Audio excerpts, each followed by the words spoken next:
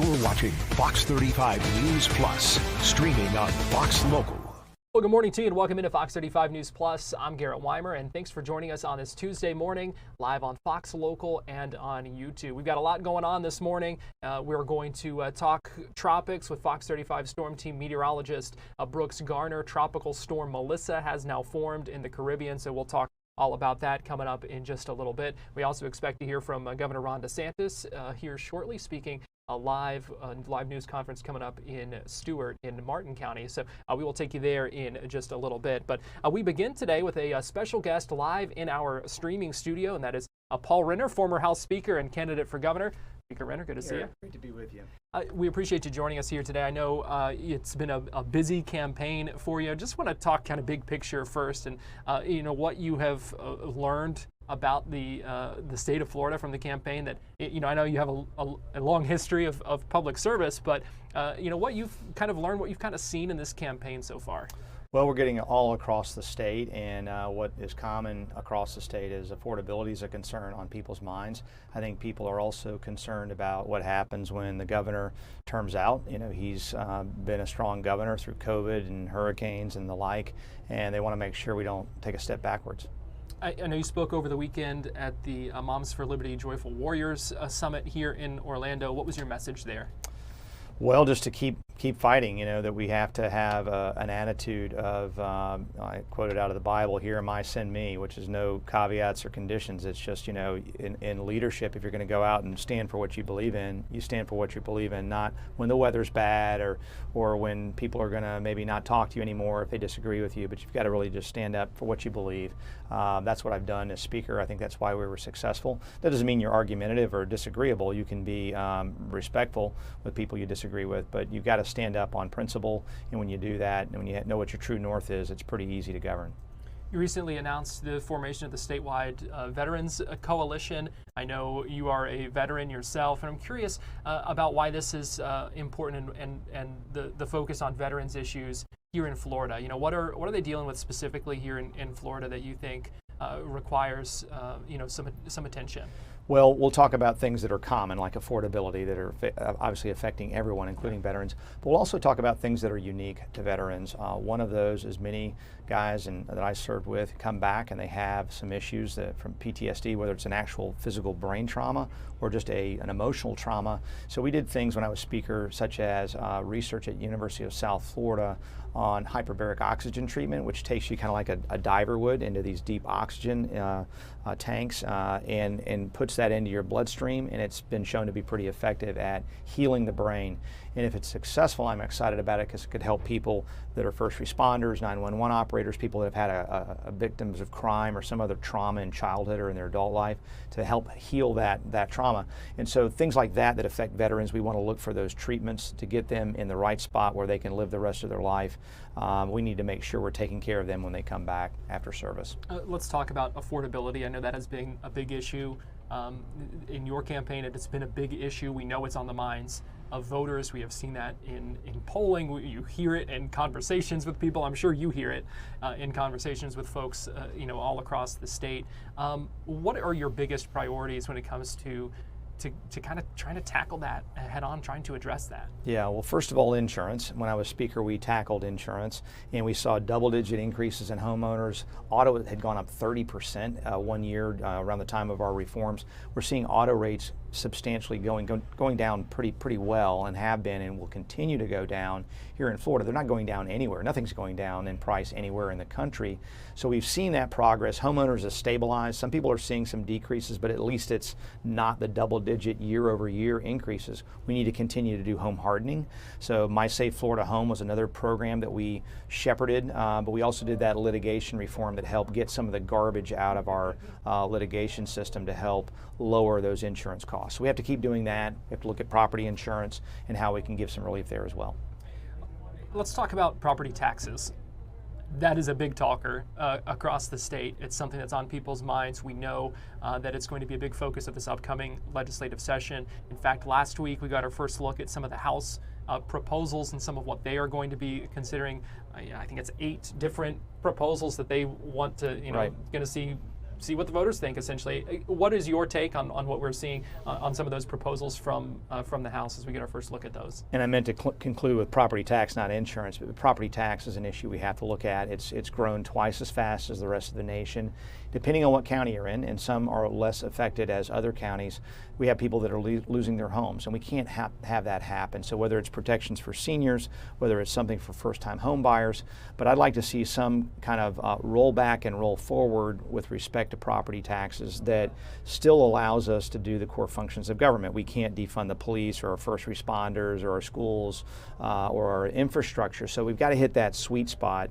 And if people want to completely eliminate property tax, we can have that conversation about what do we do to replace that so we can have those core services. But I think something can be done short of a complete repeal that will bring real relief to people, and there's a lot of people that really need that right now. What do you want to see with that? What kind of specifics would you like to see the legislature go ahead and take? Well, everything the House has proposed, and I think there's some really good ideas there, is would require a 60% vote by the voters next year, meaning it wouldn't take effect until 2027 after the election. And I think that's too late. I think this year, if I were governor, I would focus the legislature on some kind of temporary relief, whether that's the rebate the governor has talked about or something that can get some help to the people that most need it this year. And then we can look at larger reforms on the ballot for 2026. And then if we want to go all the way and get rid of property taxes, what are we going to do as a replacement in terms of revenue to replace that money? Because that is a big question that I know these local governments have, that there's been some pushback against, because how do you replace some of that, and how do you reassure some of these local governments that there aren't going to be cutbacks to essential services and also services that may not be necessarily deemed essential, but that folks in that community rely on? Right. Well, I would start, and again, as a conservative, and we all agree, whether you're Democrat, Republican, Independent, public safety, you got to have cops come when you call 911. Same thing with our first responders, our firefighters. Same thing with our schools. We're not going to shut down schools or fire teachers. We don't want that kind of thing to happen. Above that layer is where the DOJ folks are looking, and where, as governor, I would look at the state as well and say, where can the state weed out, whether it's fraud and abuse, it may be waste, it may be duplicative. Get rid of those expenses. Government should never be spending more and growing faster than our wages or allow us to pay for. And I think that's what we've seen happen with this rapid run up in the value of property, is a rapid run up in property taxes, as well as affecting insurance, because now the value of your home shot up. The cost to insure that home has also increased too. And those are things that we can't always affect without some additional reforms. In some local governments, they're saying, well, part of the reasons our expenditures are growing is because we're seeing some more unfunded mandates from the state that we also have to tackle. So would there be something to kind of help with that? Do you think that something like that would be necessary to help these local governments if there are if there is a cutback on the revenue that's coming in? Yeah, I think so. I mean, look, we don't like it when the federal government does it to the state, so the local folks don't like it when the state does it to them, and I get that. And so we need to be really mindful of when we pass something, are we imposing a cost burden, and maybe highlight that better. Now, on the local side, I would make sure we have guardrails around spending, so there's a 2/3 requirement to raise any tax or fee or create a new one. We put that on ourselves. You put it before the voters. They passed it. So at the state level, we have that. And also at the backside, make sure the voters get a chance to say up or down. If there's going to be an increase in taxes, I think that would give people some comfort that we're not going to continue to see this rise. Because you could fix the property tax issue in a way, but if they're going to get you 10 different other ways, we want to make sure we have guardrails around spending and around increases in taxes going forward as well. Well, I'm going to talk about vaccines. We know that Governor DeSantis and the Surgeon General are pushing to eliminate the state's ban on or eliminate vaccine mandates in the state. And there's been a lot of people who applaud, saying that medical freedom and that kind of thing. But then we also know there are some people who are hesitant about completely eliminating all of the mandates. Because of that, there's some polling that shows that might create an opening for Democrats in some ways. I know David Jolly has said he thinks it's going to be a big issue in the governor's race, and so I'm curious what your stance is, and if you think that an issue like this could backfire in some ways for Republicans? Well, you called it medical freedom, and I think that's just right. We should never be afraid of freedom, and I think what people are worried about is that every kid's going to stop, nobody's going to get vaccinated. That is not going to happen. And so as Speaker, I was a champion for educational freedom through the Universal School Choice Scholarship. We also did a medical freedom bill that said you can't get fired because you decide you don't want to get a COVID shot or not get hired because of that. I think we should apply that in this case as well and let parents and pediatricians have that conversation about costs and benefits. In my case, I've got young kids. If it's something that's deadly, I'm going to look at the cost. There are vaccine injuries. That's a real thing. But I'm going to look at the benefits of something that could kill my kid. I'm going to get a vaccine. And so I think most parents will do that. I think it's a lot about the messaging that leaders give. But I do want parents to have that freedom and not have a mandate from the CDC, because they have been growing the number of shots. It used to be, when I was younger, 10 shots. And now it's 50, 60, 70. And kids are getting multiple shots at one time. They're getting shots earlier. We need to look at the science behind that, have full transparency for parents and doctors.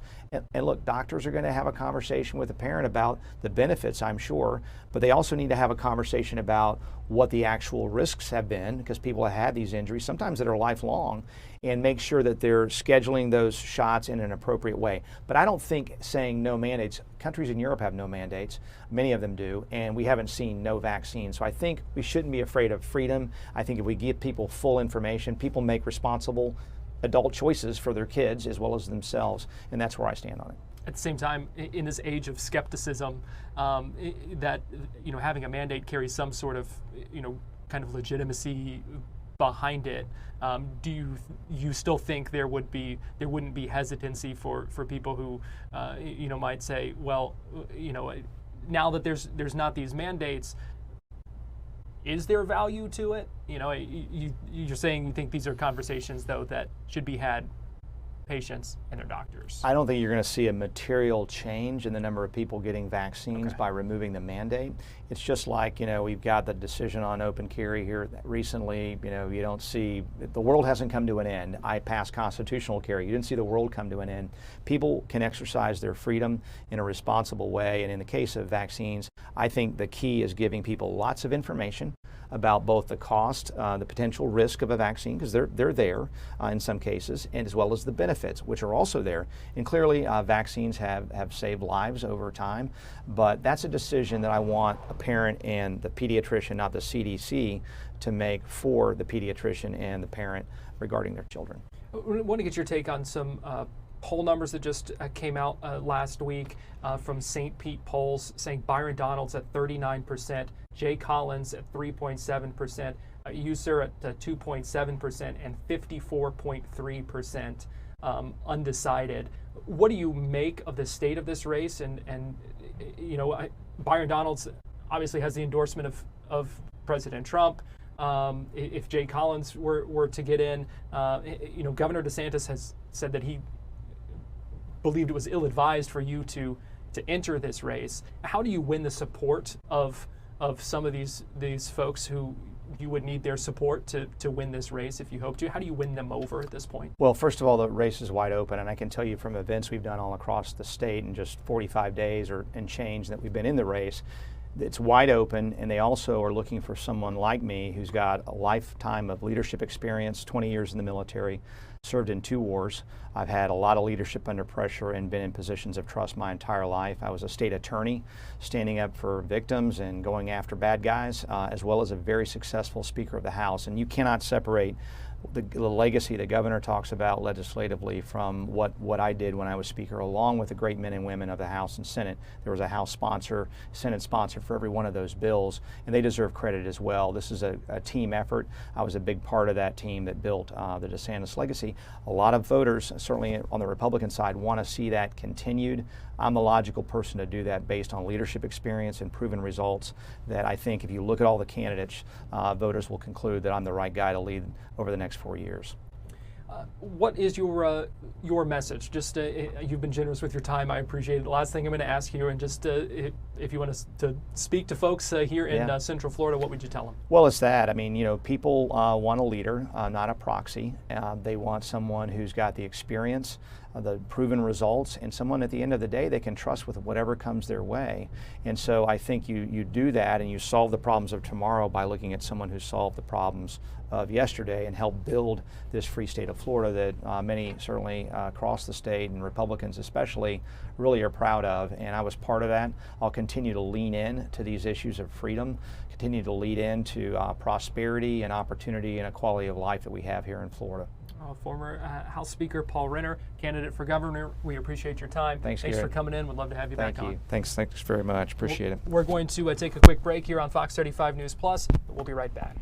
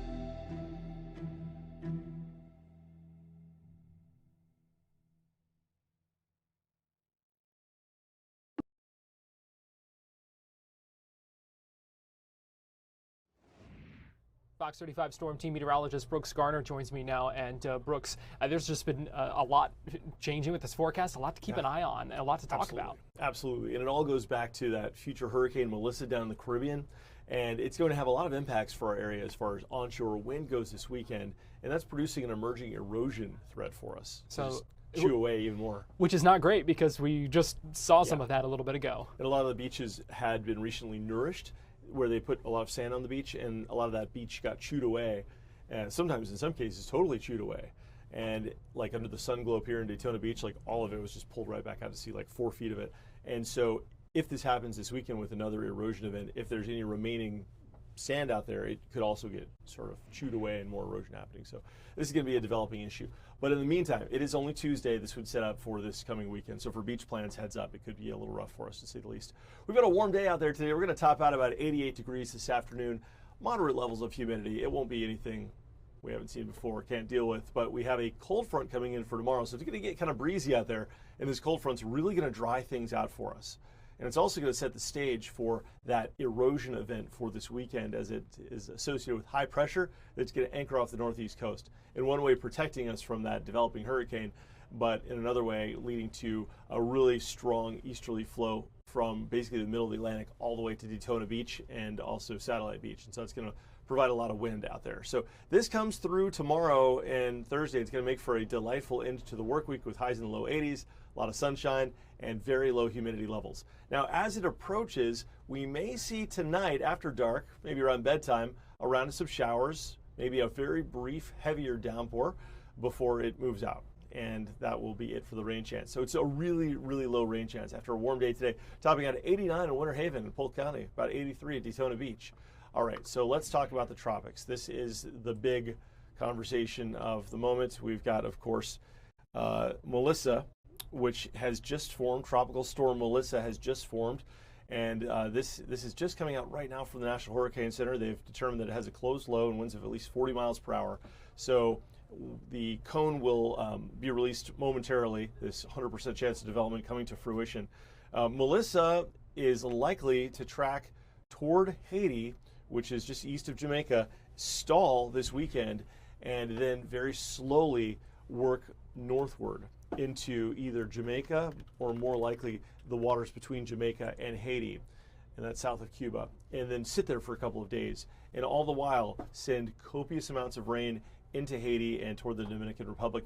You have to remember that these islands are not flat. These aren't like Florida barrier islands. In fact, in Haiti, there are mountain peaks that exceed 9,000 feet. And on the Dominican Republic side, that island is one island. It's called Hispaniola. There's a 10,100-foot peak.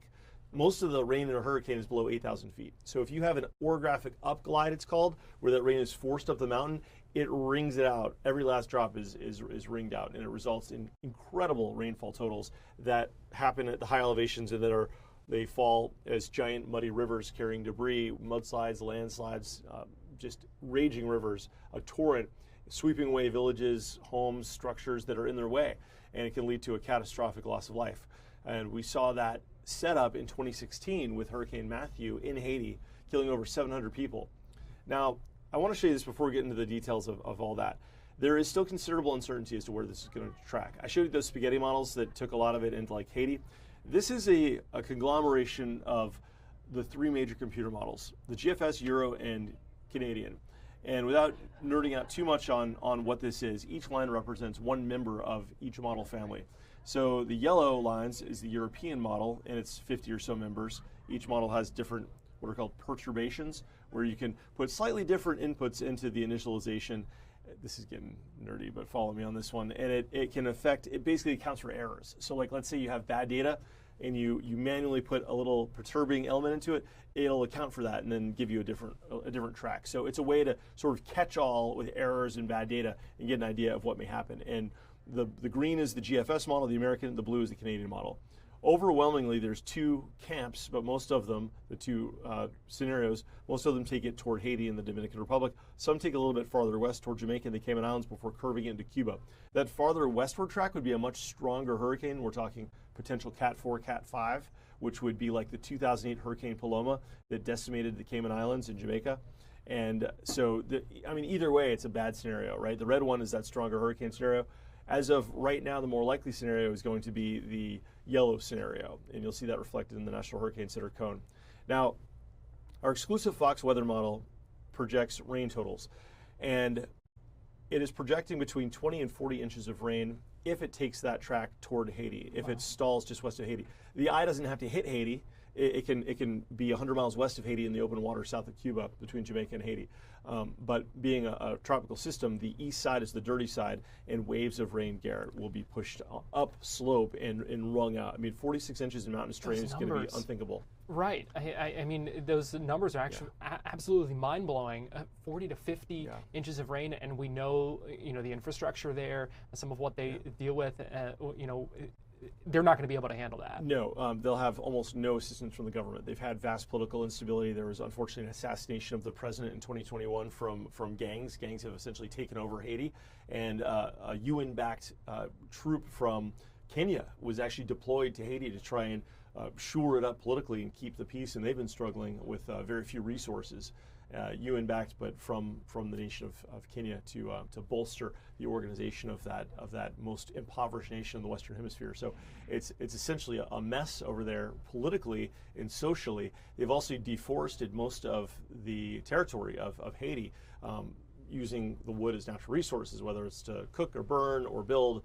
And so the slopes are largely muddy and deforested. And if they truly get 20 to 40 inches of rain, that would cause massive mudslides. Now, we've seen this before. 2016 Hurricane Matthew dumped 20 to 40 inches, unfortunately killed about 700 people or more. A lot of people were unaccounted for. And just to give you an idea of the comparison, over on the Dominican Republic side, which is on the east side of the island, only 4 people died during Hurricane Matthew. So it shows you the difference in the infrastructure and the preparedness. I mean, they may not even be able to get warnings distributed to a lot of these people. So it's like on that level. So yeah, this could be a big deal. I have personally seen it rain like this once in my life, and a lot of people probably will not. I can't believe I did. I happened to be in Houston, Texas, working at a TV station there when Hurricane Harvey hit in 2017.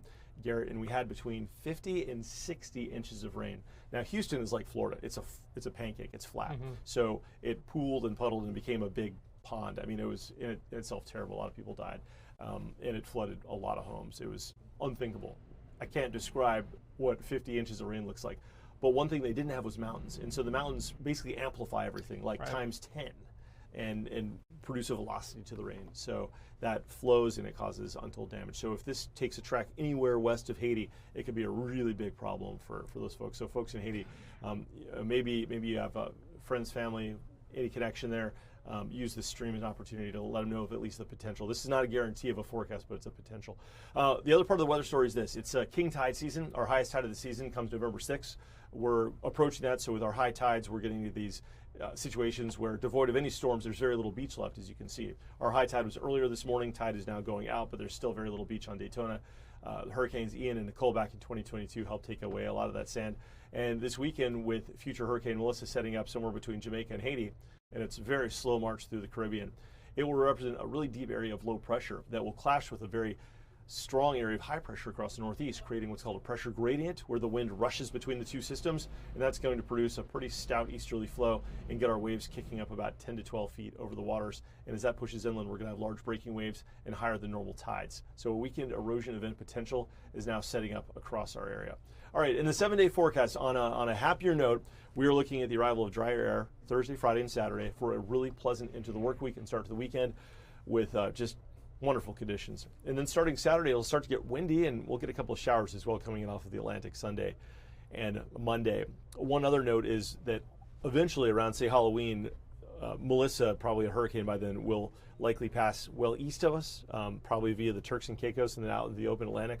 But in doing so, it could help pull a cold front into Florida, which would result in overnight lows north of Orlando in the 40s and 50s. Oh, wow. And in Orlando, 50s to probably low 60s, so it'll be really like delightful and fall-like, but it really could be a humanitarian crisis for countries like Haiti. It's in just such a unique mess right now with the geopolitics and all that stuff. Of course, I'm focusing more on the weather, but the social status and how people are living certainly bleeds over into the projected impacts. And a country that has already seen devastation from a number of impacts. You know, we talked yesterday about the earthquake and just a number of things that they've already been through there. 2010 earthquake, it was like a 7.0. Remember the Help for Haiti benefit concerts and all of that stuff, and then 6 years later, Hurricane Matthew, and now potentially this. Fox 35 Storm Team meteorologist Brooks Garner, we appreciate you joining us. You got it. Thank you, Garrett. We're going to take a break here on Fox 35 News Plus, give you this live look over downtown Orlando right now. We'll be right back with more next, right here on Fox Local and on YouTube.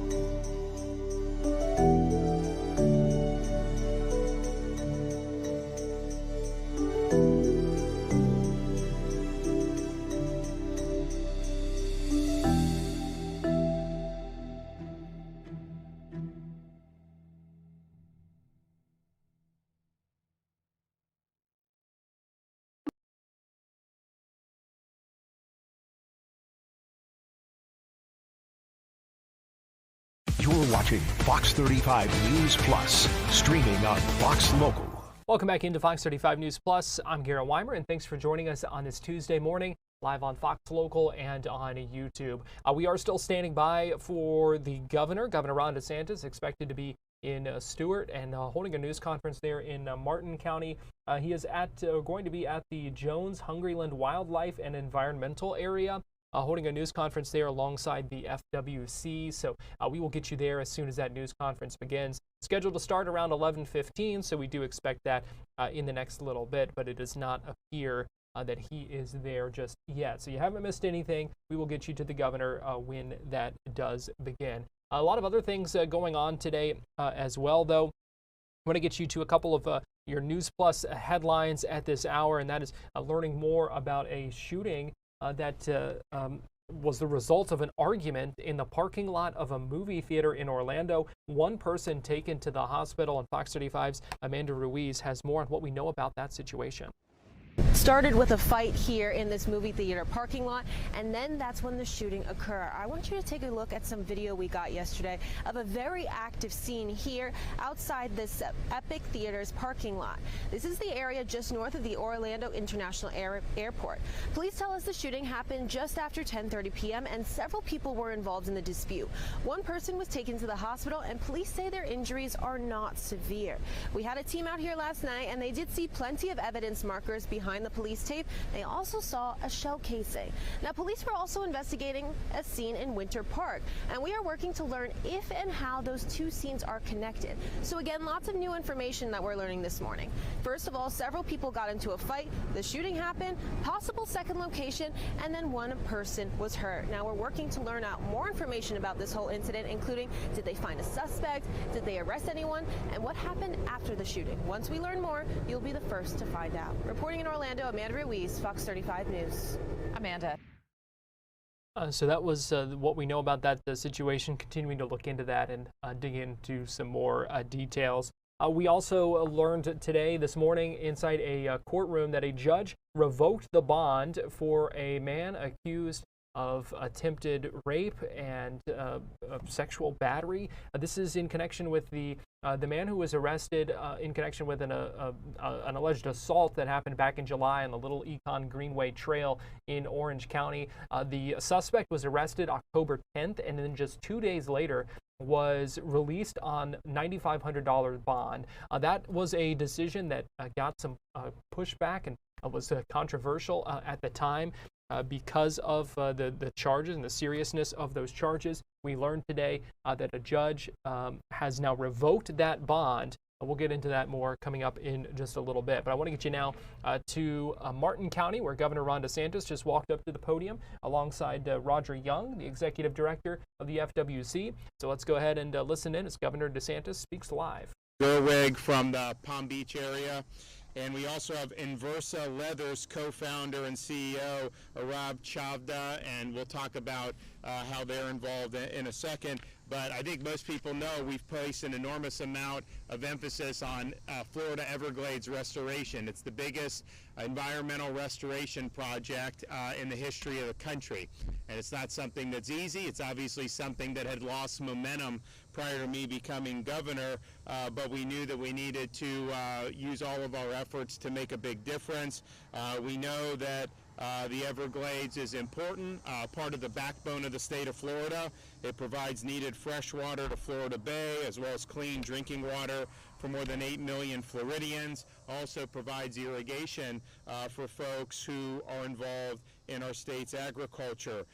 This is a river of grass that also acts as a natural flood barrier for storm surge during hurricanes, filters out pollutants and absorbs excess nutrients, and of course replenishing Florida's aquifers. And so this is something that people understand is important, but it's also something that required a big commitment. And so when I became governor, we launched a major initiative to further advance the goal of Everglades restoration. Everything that we promised that we would do in terms of funding in particular, we've not only fulfilled those promises, but we far exceeded the promises. You know, those were bold promises. A lot of people didn't think we'd be able to do it, and we over-delivered on those promises. We promised $2.5 billion my first 4 years.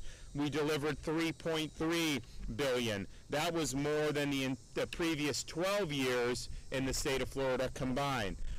We also said we would do $3.5 billion in this term.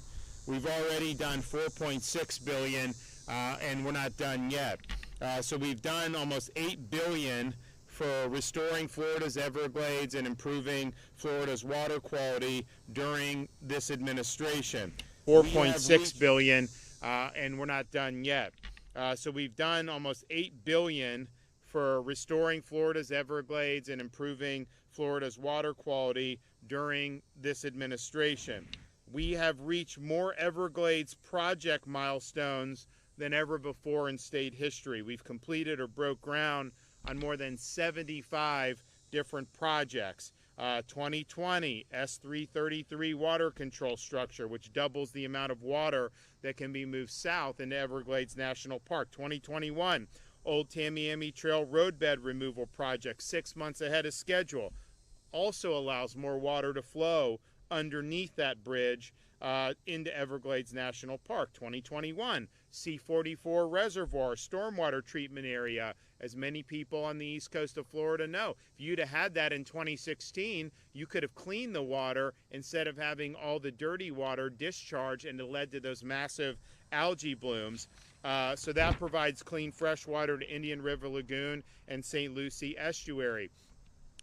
Since 2019, we've reduced the amount of nutrients in South Florida waterways by almost 750,000 pounds per year of nitrogen and almost 500,000 pounds per year of phosphorus. You know, these projects and others have brought cumulative nutrient removal efforts to over 1.8 million pounds of nitrogen and 770,000 pounds of phosphorus each and every year.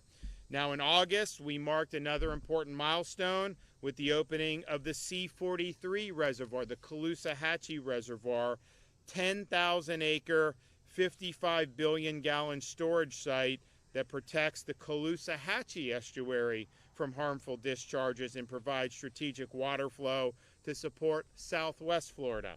C43 project is fully operational with a state-of-the-art pump station capable of moving 650,000 gallons of water per minute, a testament to what we can achieve when we lead.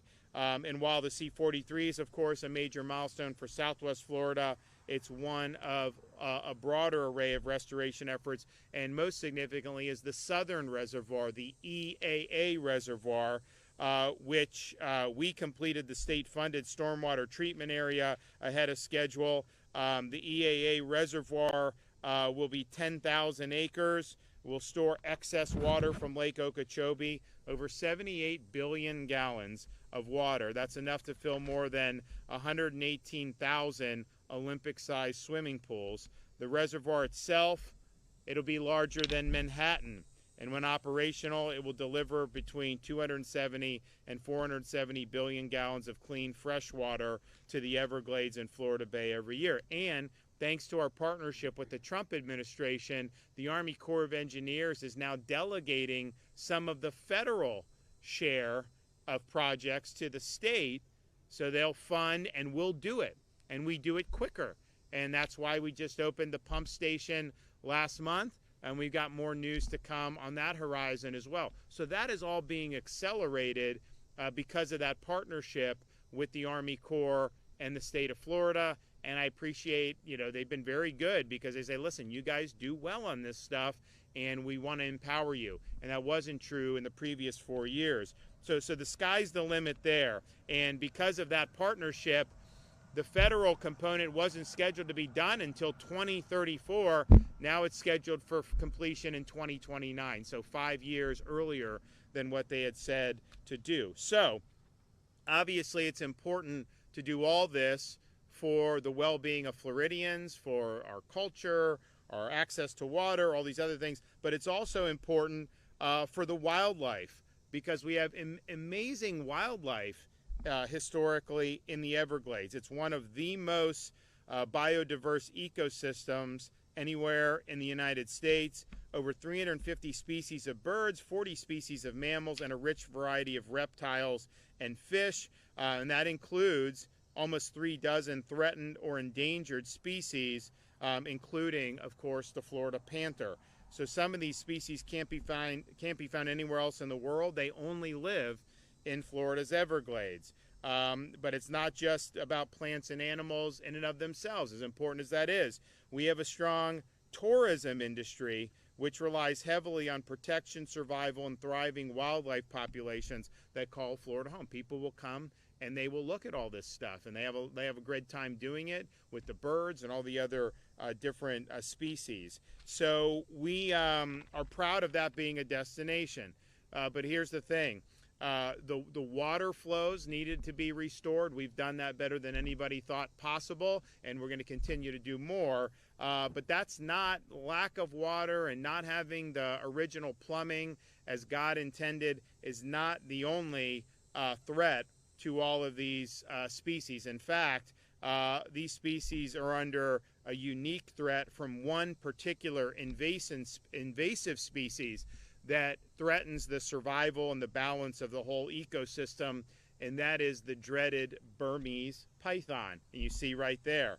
These are giant snakes that are not native to here. They were introduced through the exotic pet trade, and they were released into the wild once they got too big for their owners to keep them in a house. How stupid do you have to be to have released these things into the house, or out of your house and into the wild? But that's exactly what happened. This is many decades ago that this happened. It's created huge problems because of that. So those were terrible decisions. This is an apex predator right here. It threatens the survival of many endangered species. A single female python can lay up to 100 eggs at a time, and they have no natural predators in the Florida Everglades. So their population has exploded. Native mammals, ranging from raccoons and rabbits to foxes and even deer, have seen their numbers dwindle. These things will take out a deer. I mean, it's unbelievable what they're able to do. Ground nesting birds face threat from these big snakes. Even larger mammals like the panther, one of Florida's most iconic native species, now have to compete with these pythons for food, which drives home the threat of an already endangered species. And so since 2019, we've taken unprecedented action to remove pythons from the Everglades. Under my direction, FWC and DEP have allowed for the removal of invasive Burmese pythons from all Florida state parks. The agencies entered into agreement that resulted in an additional 135 acres of land that are now accessible for python removal. We've also worked with the federal government, which has granted our request to increase access to federal lands for python removal, particularly Big Cypress National Preserve in Southwest Florida. And this past year, we were proud to further our ongoing investment in python removal efforts by securing $2 million in the annual budget for FWC to remove pythons from the Everglades. We provided record funding to Florida's annual Python Challenge, which offers participants a chance to win a share of tens of thousands of dollars in prizes for removing invasive Burmese pythons from the wild. People that are professional python hunters, but also novices, come from all around the world for the chance to hunt and bag their own python. And obviously, they can then use the skin for different things. So we have now, in addition to opportunities on the 32 commission-managed lands, which are available year-round, we also can have removal of pythons on private lands at any time and humanely killing of pythons at any time with landowner permission. No permit or hunting license is necessary for that. In fact, FWC encourages people to remove and humanely kill pythons from private lands whenever possible. So we have worked, FWC has really led the charge on this. They launched the Python Action Team Removing Invasive Constrictors program many years ago. It helps engage qualified individuals with non-native constrictor handling experience, and it compensates them for python removal from public land. So we're putting a bounty on the head of every one of these pythons to try to provide an economic incentive for people to want to come and remove them. Python be gone. That's the message from Governor Ron DeSantis, speaking live right now in Martin County, where he is talking about efforts to remove pythons from Florida's state parks, from other lands, from private properties as well. They are an invasive species here in Florida, and he was talking about the impact of that. So expanding those efforts, continuing those efforts to get rid of pythons in the state. We've got to step aside, take a quick break here on Fox Local, but we'll get you right back to Stewart and Governor DeSantis' news conference on the other side of that break. So keep it here on Fox Local and on YouTube, and we'll be right back.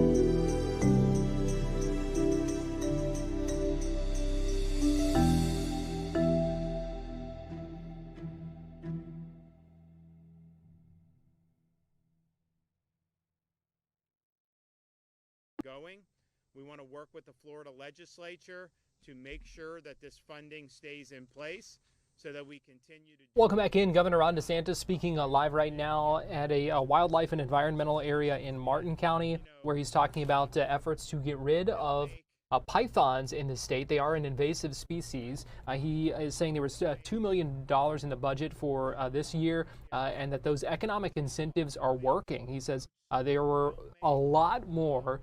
I think he said in a couple months span, 1,000 removed this year compared to 300 or so last year.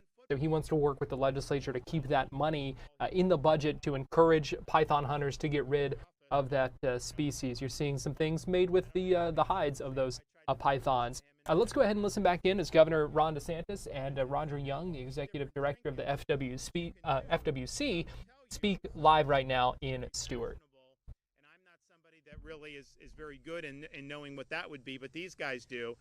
They sell these things, and when they become very popular, they sell them for a lot of money. So they have an economic incentive to get every python out of here, because they can then turn that python skin into these products that then they can sell for more money. So we're harnessing the incentives of the private sector to be able to do what I think everybody wants to see, is get these Burmese pythons out of the Florida Everglades. It's not easy to find these things. I mean, it's not like, it ain't like hunting a deer or something like that. I mean, you really got to look, and the people that do this do a really good job. So I want to thank everybody who's been involved in this. I mean, I know when Rodney told me that this was a possibility, it made perfect sense to me, because if we can harness the economic incentives in a way that's going to help remove these pythons, that's going to be a force multiplier. And I knew it would help. I didn't know that the numbers would be this dramatic, I must confess. So it's been a pleasant surprise to see the progress, and I know we're going to continue to do it. And I want to thank FWC for what they've done, as well as Inversa for the great partnership. Okay, we'll hear from Roger Young, then we'll hear from Inversa. Roger? Thank you, Governor. Appreciate that. Well said on all points and all fronts. What a beautiful day to be here at Hungryland, WMA. It's an honor to be here today to highlight the success of the public-private partnership in combating invasive Burmese pythons that we have with Inversa, and celebrating those wins here today. But first off, Governor, we would not have the success that we are achieving today. It would not be possible without your support from day one, without your support and the support of the legislature. We sincerely appreciate all the support that you've given us to endeavor in this venture. Your unprecedented support for protecting Florida's environment has been there from day one, and we sincerely appreciate that. We appreciate all your commitment for conservation and for the Everglades from the very top seat of the state of Florida. And we are blessed to be in a state that has so much concern and care for our environment. I want to thank also the Inversa team for handling an age-old problem with engineering, technology advancements, and innovative methods. Sometimes when faced with the same old problems year in and year out, you have to take risks and to consider new tools to combat the issues. And that's exactly what they've done. And like the governor said, since they've taken over, just from the period of May through July, we have tripled the removal of Burmese pythons, invasive Burmese pythons, from the Everglades. And that's what this program is all about, and that's why it's so important. And of course, we want to thank all of our partners. We couldn't do this without our Fish and Wildlife Foundation of Florida. They've been such great partners for us and supporters of this and Inversa. And also the South Florida Water Management District. Shout out to Executive Director Drew Bartlett for all he does in supporting our Python Challenge through the years and educating people on the dangers and the removals of invasive Burmese pythons. So, and of course, without due thanks to our commissioners for supporting our agency's efforts in educating the public about invasive species and helping to restore our habitats to our natural environment, because that's what it's all about, is restoring our natural environment and restoring the native wildlife that belongs on that landscape. And that's what we're doing here today. And that's what these partnerships are doing. And we look forward to the continued success. This is just the beginning. We're excited about the future of it. And Governor, thank you for your support. And we look forward to this moving forward. Thank you.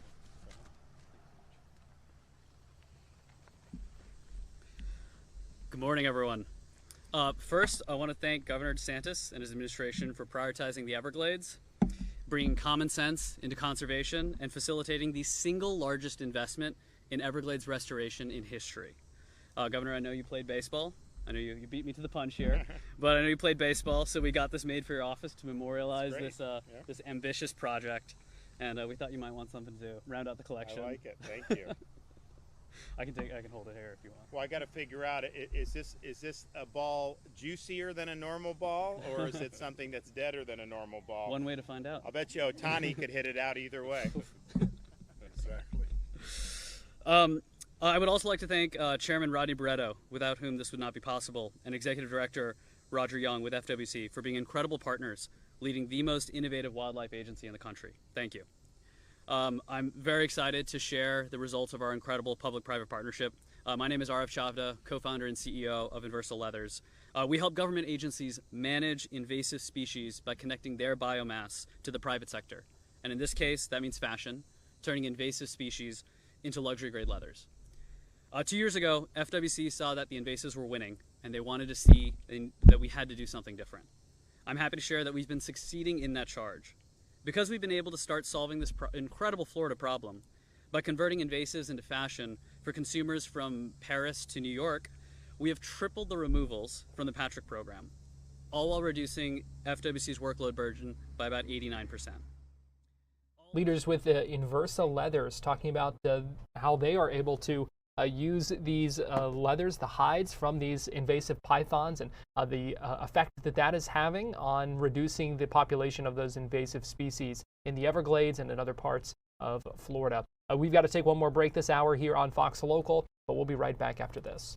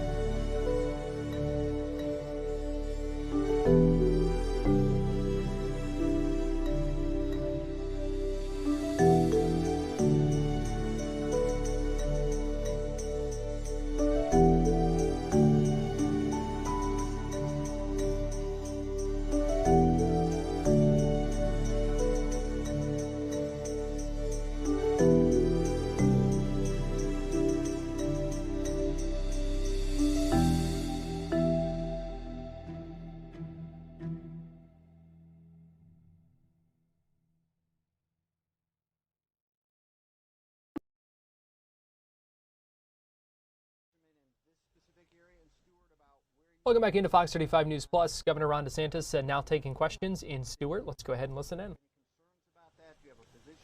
So our Department of Environmental Protection is not going to allow anything that is being done on that, which is obviously approved by Palm Beach County, to impact what we're doing in the EAA. And that's something that they've gotten very clear direction from me on. And that's something that they're confident that they're going to be able to do. I mean, obviously, doing that type of blasting was done to get the EAA reservoir. I mean, that's what you had to do. So it's not like it's never done. And we don't think it's going to impact, but we're going to make sure that it doesn't impact. Yep. You talked a lot about water quality, Governor, and I was wondering, how do you think the St. Lucie River should be cleaned up?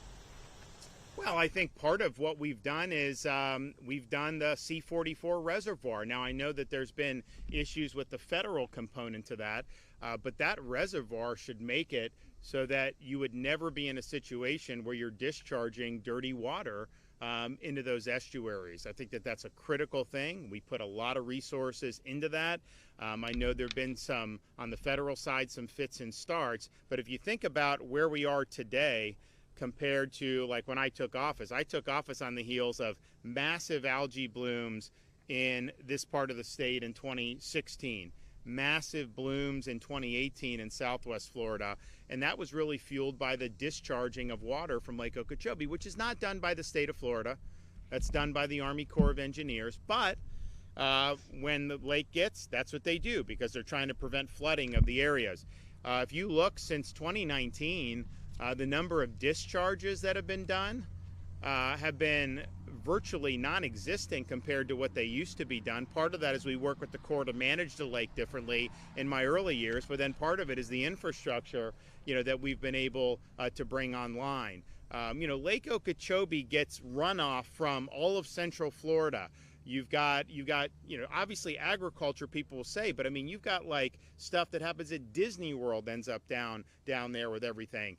And so we do have people in the lake that are working on cleaning the algae and stuff, and they've had some success. But the main thing is if you can clean that water, if the lake gets too high and you clean it and then it's fresh, then if you put it in the estuary, that's not going to do damage. And there's some parts, the St. Lucie side, they never want water from Lake Okeechobee, even if it's clean. The Southwest Florida side, the Calusa, they actually want it in the dry season. And so they want some controlled releases. They want the water to be clean, and that's what you have to do. So the infrastructure we've done, I think, has been incredible, and I think it has made a difference, but I think it's going to continue to make a difference going forward. Yes? How many hunters does Invasive have that are using this AI technology?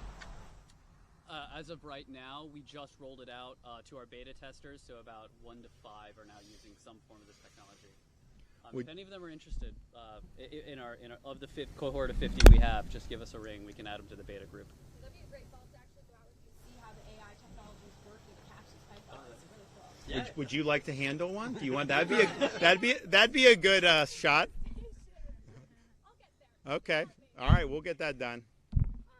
So what are your thoughts on, unrelated, but what are your thoughts on the Orange County case of Jacoby Tillman, who was granted bond? It was revoked this morning after his arrest for attacking a woman who was jogging. Well, I'm glad that they got him back behind bars where he belongs. I thought for the crimes he was accused of committing, to spring him out on basically a negligible bond, I thought was a disgrace. And, these judges get elected in Florida, I think, as most people know. And so in some of these jurisdictions, unfortunately, some of these judges get on the bench and they do everything they can to benefit the accused criminal. I want judges that are there to protect the public and make sure that folks aren't released who shouldn't be released. And so, I've always been opposed, obviously, to no cash bail, which they've done in different parts of the country. They actually tried to do it in Florida, and I stopped it. But these decisions need to be consistent with the seriousness of the offense. So I'm glad that that's been remedied. I don't know why it came to that. That's kind of uncharacteristic of Florida. But you do have some of these spots. I mean, Orange County, whatever the judge is, and I know we have some great ones, but maybe some not as great, but you also have a state attorney there who has been weak on crime. I mean, there's no question she's been weak on crime, and that has, I think, a spillover effect to the community. So I'm glad the bail's been revoked. I'm glad he's being held accountable, but I was very disturbed when I saw that, for sure. Yes? Governor, many people in Palm Beach County are wondering why a special election for House District 87 hasn't been called yet. What's causing the delay, and what can voters expect? We're going to do it. That's coming soon. It's when these things happen, there's a cascading effect. If you have a Senate election, House members that run have to resign. There's all these different things that happen. So what we try to do is see how the dust settles and make it as efficient as possible. So that that election will be called, and it's not just there. We've got a bunch of them around because we've had some turnover in the legislature on some of these things. So stay tuned. That'll happen, not just in Palm Beach and other parts of the country. All right, thanks everybody. God bless. Great job. All right.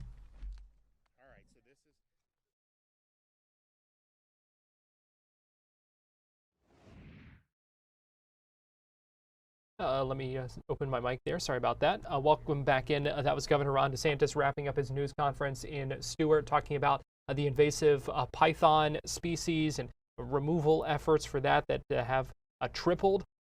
We also heard him ask about the Jacoby Tillman case. That's that case that I was just telling you about before we took that news conference live, and that's the case out of Orange County, that attempted rape suspect who was out on bond, and then that bond revoked in a hearing this morning.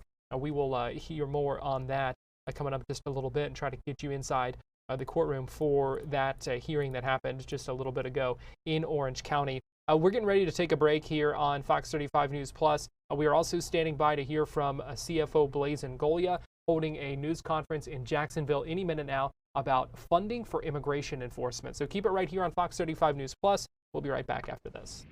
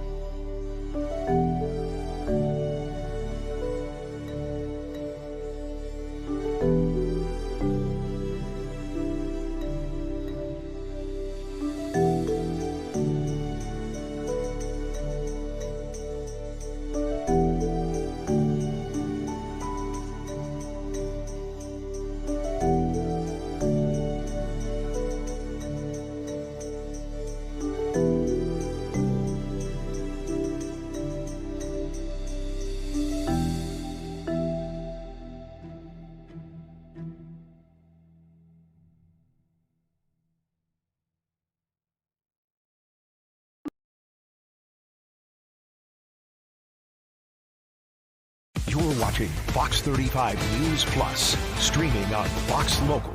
Welcome back in. Here's a live look in Jacksonville. CFO Blazin Golia holding a news conference there. And you see that placard saying supporting law enforcement. He's awarding some money to help with immigration enforcement. That's the topic of this news conference today. So let's go ahead and listen in as CFO Golia speaks live. Far too high. That is why Governor DeSantis has led the charge to establish the State Board of Immigration under the Florida Cabinet and to ensure that our law enforcement officers would become 287G certified and can assist our federal government and ICE in removing illegal aliens, especially those who are committing crimes, from our communities. Florida has led the nation in fighting against the high cost of illegal immigration, and we are proud to continue our work with ICE, the Department of Homeland Security, and President Trump to ensure that our communities become safer every day. Today, I am here and I am proud to award over $1.8 million to support our sheriff's offices in their efforts to assist ICE with illegal immigration enforcement. The funds awarded today are through the State Board of Immigration Enforcement and are reimbursements for the 287G programs and equipment necessary to assist ICE in the enforcement of immigration laws, in addition to bonuses for the officers that are 287G certified and are assisting in all 287G operations. So we have some checks here. What I'm going to do right now is call up each one of the sheriffs. We are going to award them with the check. We'll take some pictures, and I will return to the microphone. Our very own Sheriff Hardwick from St. Johns County Sheriff's Office is awarded $1 million.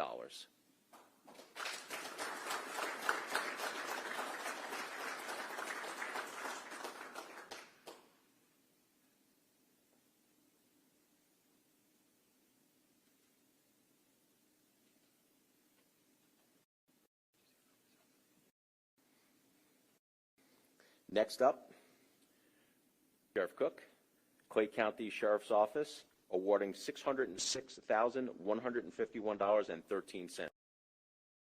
Came from, Sheriff, I don't know.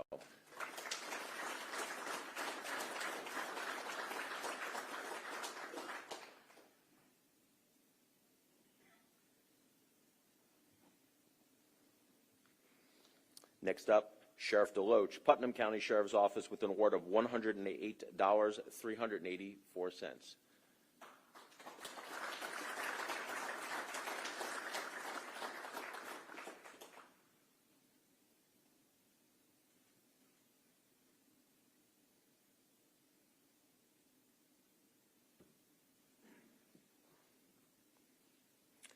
City of Jacksonville, Sheriff T.K. Waters awarded $94,000. Sheriff.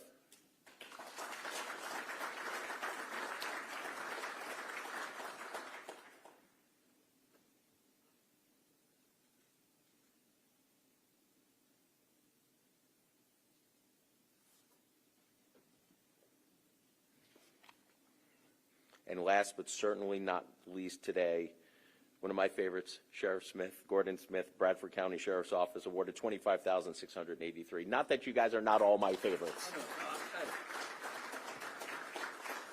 my favorites. They agreed to share with me.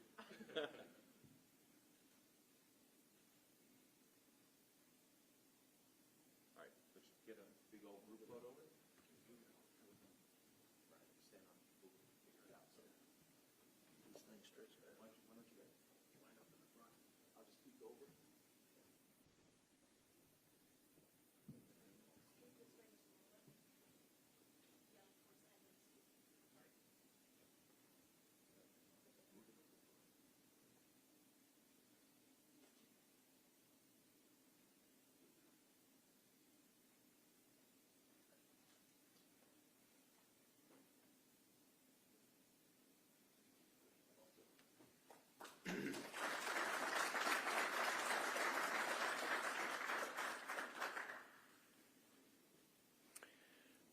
Again, I want to thank the sheriffs for everything that you guys do in communities.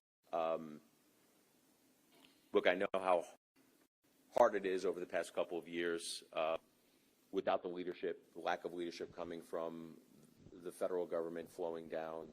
Over the past couple of years, it's been, very difficult to be in law enforcement as your profession. And I know firsthand what you guys go through. I'm so thankful that here in the free state of Florida that we do everything that we can to try to put you guys on the pedestal, because you guys truly are the community heroes. It's not only just keeping our community safe, but it's the things that people don't see. Responding to calls day in, day out, talking to people, making sure that we're doing everything that we possibly can in order to keep our community safe, which doesn't necessarily mean putting the bad guys away. That's a big part of it, but also making sure that we are preventing crime, which is a big issue. And I just personally want to thank you guys. Everyone here knows that we are talking about property tax reform, and the governor and I have always said, and we will maintain, that we must prioritize law enforcement and make sure that law enforcement has the resources that they need and our first response to make sure that we keep our community safe. The first role is to ensure that we protect our citizens. And there is no better way to protect our citizens locally than to make sure that we are prioritizing our first responders and making sure that they are the first things to be funded. Now, I'm sure you guys have seen over the past couple weeks that I have been quite famously arguing with some of these local governments. But I want you to know that the governor and I and the whole cabinet have your back. And we will continue fighting for you guys to make sure that you have the resources that you need. So again, on behalf of the whole state of Florida, we are grateful for all the work that you guys do in our communities, keeping us safe. So with that, let's invite Sheriff Robert Harwick from right here in St. Johns County to come up for some remarks. Sheriff. CFO, thank you. And on behalf of the 1,000 members of the St. Johns County Sheriff's Office, sir, thank you. The front of this podium says supporting law enforcement, sir, and I think we got clear, concise, and factual information all the way from the President of the United States to the governor, to all of you cabinet members, including you, sir, and our lieutenant governor, saying this is exactly what the state of Florida is going to do. We're going to lead from the front, we're going to lead by example, and we're going to set the tone of the rest of the United States. And that's exactly what we did. But as I accepted this check here today of just over $1 million, I wanted to bring my entire team to my left, and you're right, they should be standing here in front of me because those are the men and women that work behind the scenes. And again, they got that clear decision and clear direction of what to do under the 287G program, and we really stepped it up. We were all in, and my fellow brothers and sister, of course, as Clay County Sheriff and my Duval County Sheriff and Bradford County Sheriff, we were all in up here in Putnam County, of course. We were all in up here, sir, under the 287G. St. Johns County Sheriff's Office in the very near future, we will have 104 designated immigration officers. I think we set the tone, of course. This is just simply telling you, CFO, that we're going to do it. We're going to do it better than everybody else, of course, across the United States of America. We also have 31 WSOs in our jail program, and we are down the same road that my fellow Sheriff, Sheriff T.K. Waters and Sheriff Michelle Cook are doing with the JEM program. We have actually put all of our paperwork in, waiting for the federal government to give us that designation of the JEM program in our jail. So again, sir, we are all in. And I will tell you this, sir, it starts with you. You have been accessible when you worked in the Senate. You're accessible now. You answer your phone. You're one of those people, of course, that are just, you're doing the right thing, sir. And we're excited to work with you as our CFO. Thank you for your support today. But I just want to give a special shout out to our deputy sheriffs, our men and women of the St. Johns County Sheriff's Office. You were given a task with really not a lot of direction, and you exceeded the standards. You went above and beyond. You weren't given any direction besides just go do your job and do it to the best of your abilities. So to the men and women of the St. Johns County Sheriff's Office, we're going to increase technology with this $1 million with our LPR system, which I think is state-of-the-art as we speak today. All of our DIOs and our WSOs will get a bonus, sir, thank you, for, of course, stepping up and wanting to do those additional duties. So again, thank you, sir. On behalf of my fellow brothers and sisters, of course, that work in the Northeast Florida, I think we're doing it the way we're supposed to be. So CFO, again, on behalf of the members of the St. Johns County Sheriff's Office, God bless you, and thank you for the work you do, sir. Thank you. Thank you, sir.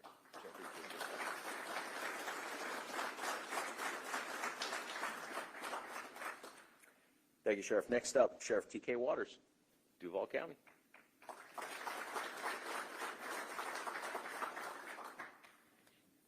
So good afternoon, and thank you, Chief and Financial Officer in Golia, for your continued partnership and your amazing support. In Jacksonville, our mission has always been simple: to keep our communities safe. Every decision we make, every policy we implement, comes back to the core responsibility, or that core responsibility. And illegal immigration enforcement is no different. When individuals break the law to enter our country and then go on to commit crimes in our neighborhoods, it puts families, businesses, and our deputies at risk. And I want to commend the governor, the legislature, our CFO for taking this issue seriously and backing it up with real action, not just words. People accountable to resources that help sheriffs do their jobs more effectively. The state has provided leadership that has been made a real difference on the ground in our communities. Through coordination with our state and federal partners, we've arrested and processed 545 criminal aliens for deportation in 2025 alone through our 287G program. That's 545 individuals who've committed crimes in our communities, 140 of them, over 140 of them DUIs that are very dangerous on our roadways, who have committed crimes in our community and can thankfully no longer victimize the citizens of Jacksonville. The work we've done is all about protecting victims, enforcing the rule of law, and maintaining trust with the law-abiding members of our immigrant communities, people who came here the right way and deserve to live without fear of those who didn't. As sheriff, I'm proud that Jacksonville is part of a broader effort to uphold the law with integrity, fairness, and professionalism. Public safety is a shared responsibility between local law enforcement, our state leaders, and the community that we serve. And together we're making Florida a stronger, safer place for everyone who calls it home. Thank you once again, CFO. We appreciate you very much. Thank you, Sheriff.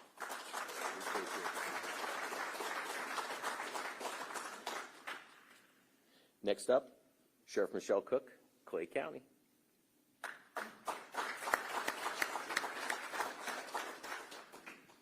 Thank you. TK, lower the microphone next time, please. All right. So thank you so much. And CFO Agnolia, did I say that right? I always mess up. CFO Blaze. CFO Blaze. All right. Thank you for your continued support of the men and women in law enforcement who are out there every single day, putting their lives on the line to keep our communities safe.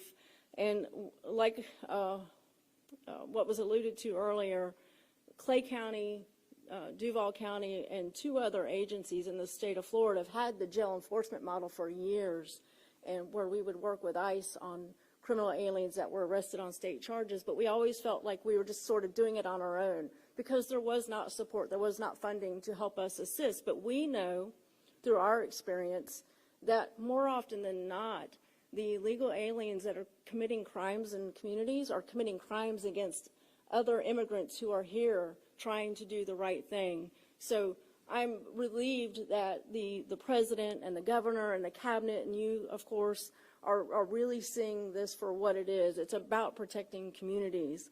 So I want to thank you for the opportunity to be here today.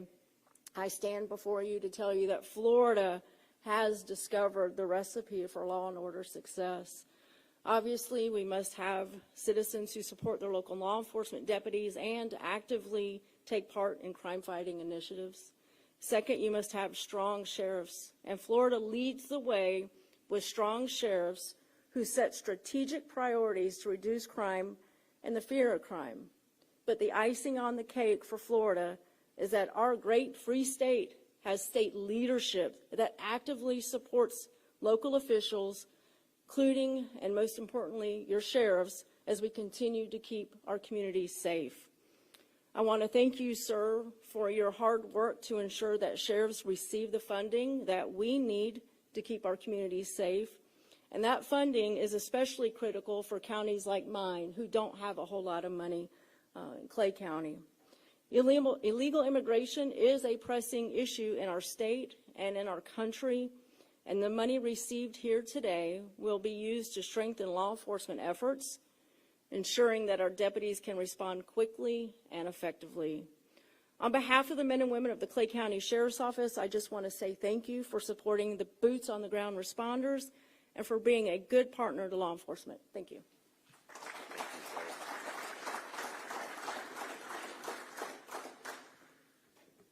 Sheriff. I'm just saying. Next up, Sheriff Gordon Smith, Bradford County. Sheriff. I promised I'd keep this to 15 minutes, so I wrote it down. Thank you.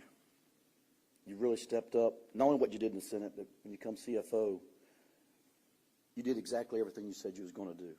So on behalf of the men and women that serve and protect and keep our community safe each and every day, thank you, and thank you for allowing us to have the governor for the great free state of Florida that we have, or we wouldn't be where we're at today, leading the nation. To you in the media, let me explain something to you. Law enforcement is not politics. It's protection. It's the foundation of every safe neighborhood and every free nation. The men and women of law enforcement proudly support our federal partners in their mission to enforce immigration law and remove those who enter our country illegally. This is not about division. It's about defense. Defense of the rule of law and the safety of our citizens that we took an oath to serve and protect. We do this because we love our country. We love our communities and the people who follow the law, including those who come here legally. They work hard and embrace the American way of life. We don't lock our doors at night, for we fear our neighbors. We lock them because we love the families inside. And just like that, we enforce the law not out of fear, but out of love. Love for what's right. Love for our people, and love for a nation that we have sworn to protect. And if you have a problem with that, leave. Find you another place. Find you another country. But public safety is not a partisan issue. So don't try to make it that way. We see it too much every single day. It's a promise that as long as we wear this badge, I might add that's a sheriff's badge, we'll uphold the law, protect the innocent, and stand firm in the security of every American. So thank you And God bless the brave women and men who took an oath and owe a duty to serve and protect our communities. And to y'all, I want to say thank you. And again, thank you, CFO. And this will go to working with our federal partners to ensure we keep our communities safe. Thank you. Thank you, sir.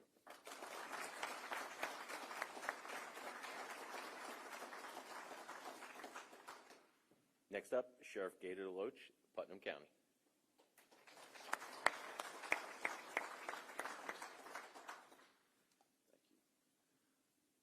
CFO Angolia, words are inadequate to express our gratitude for your support of law enforcement, not only here in Northeast Florida, but throughout the state.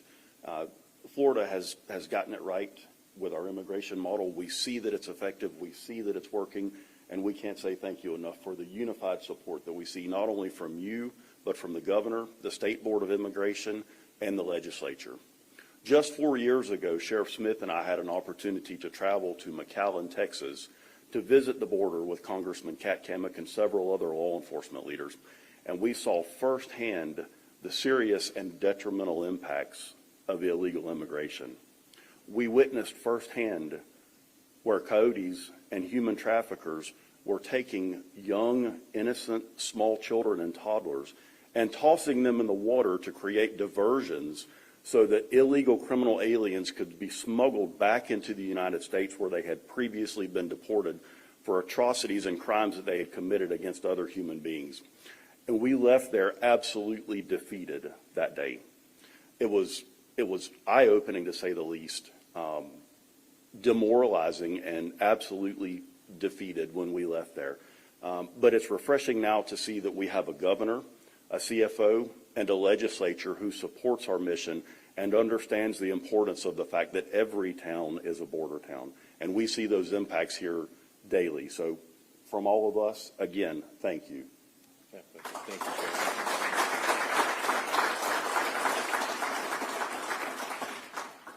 So just a couple comments about illegal immigration, how we got here, and what we're up against. And I think everyone in this room knows what we're up against. But let's not forget that this is a problem that has been festering in the United States for the better part of 50 years.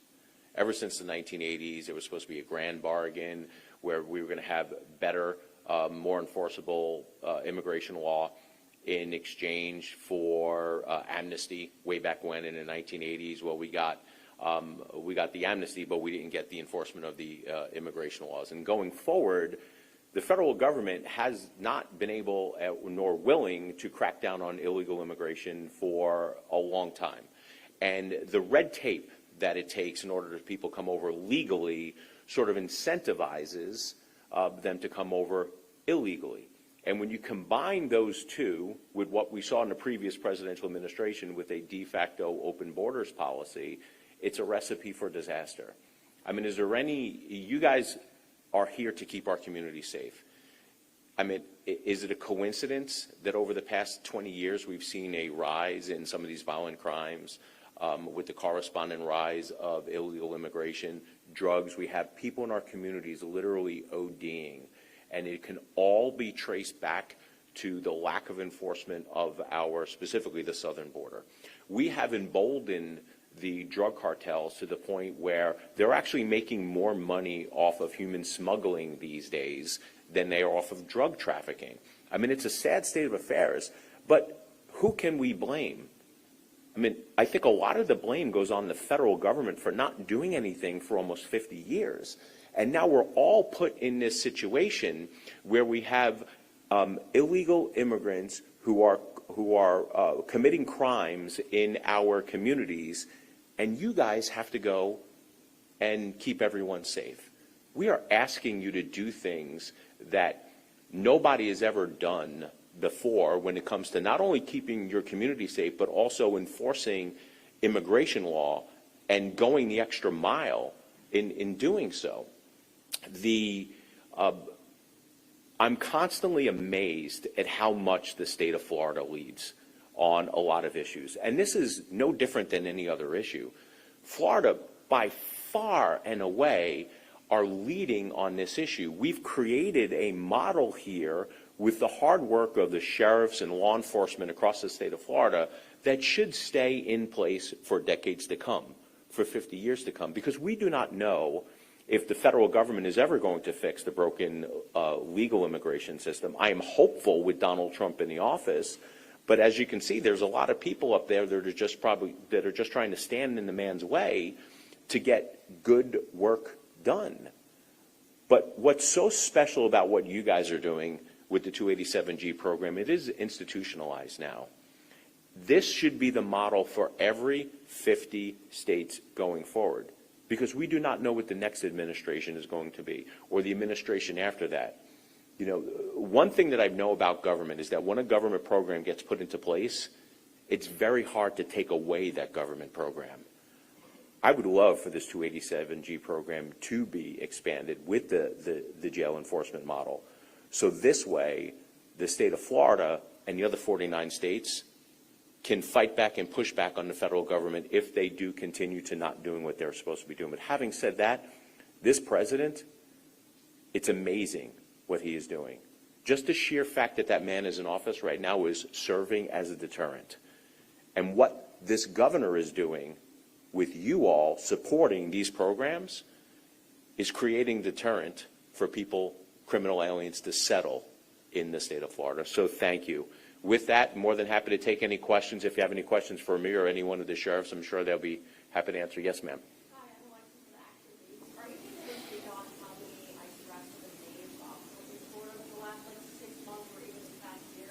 I don't, Sheriff, do you have any?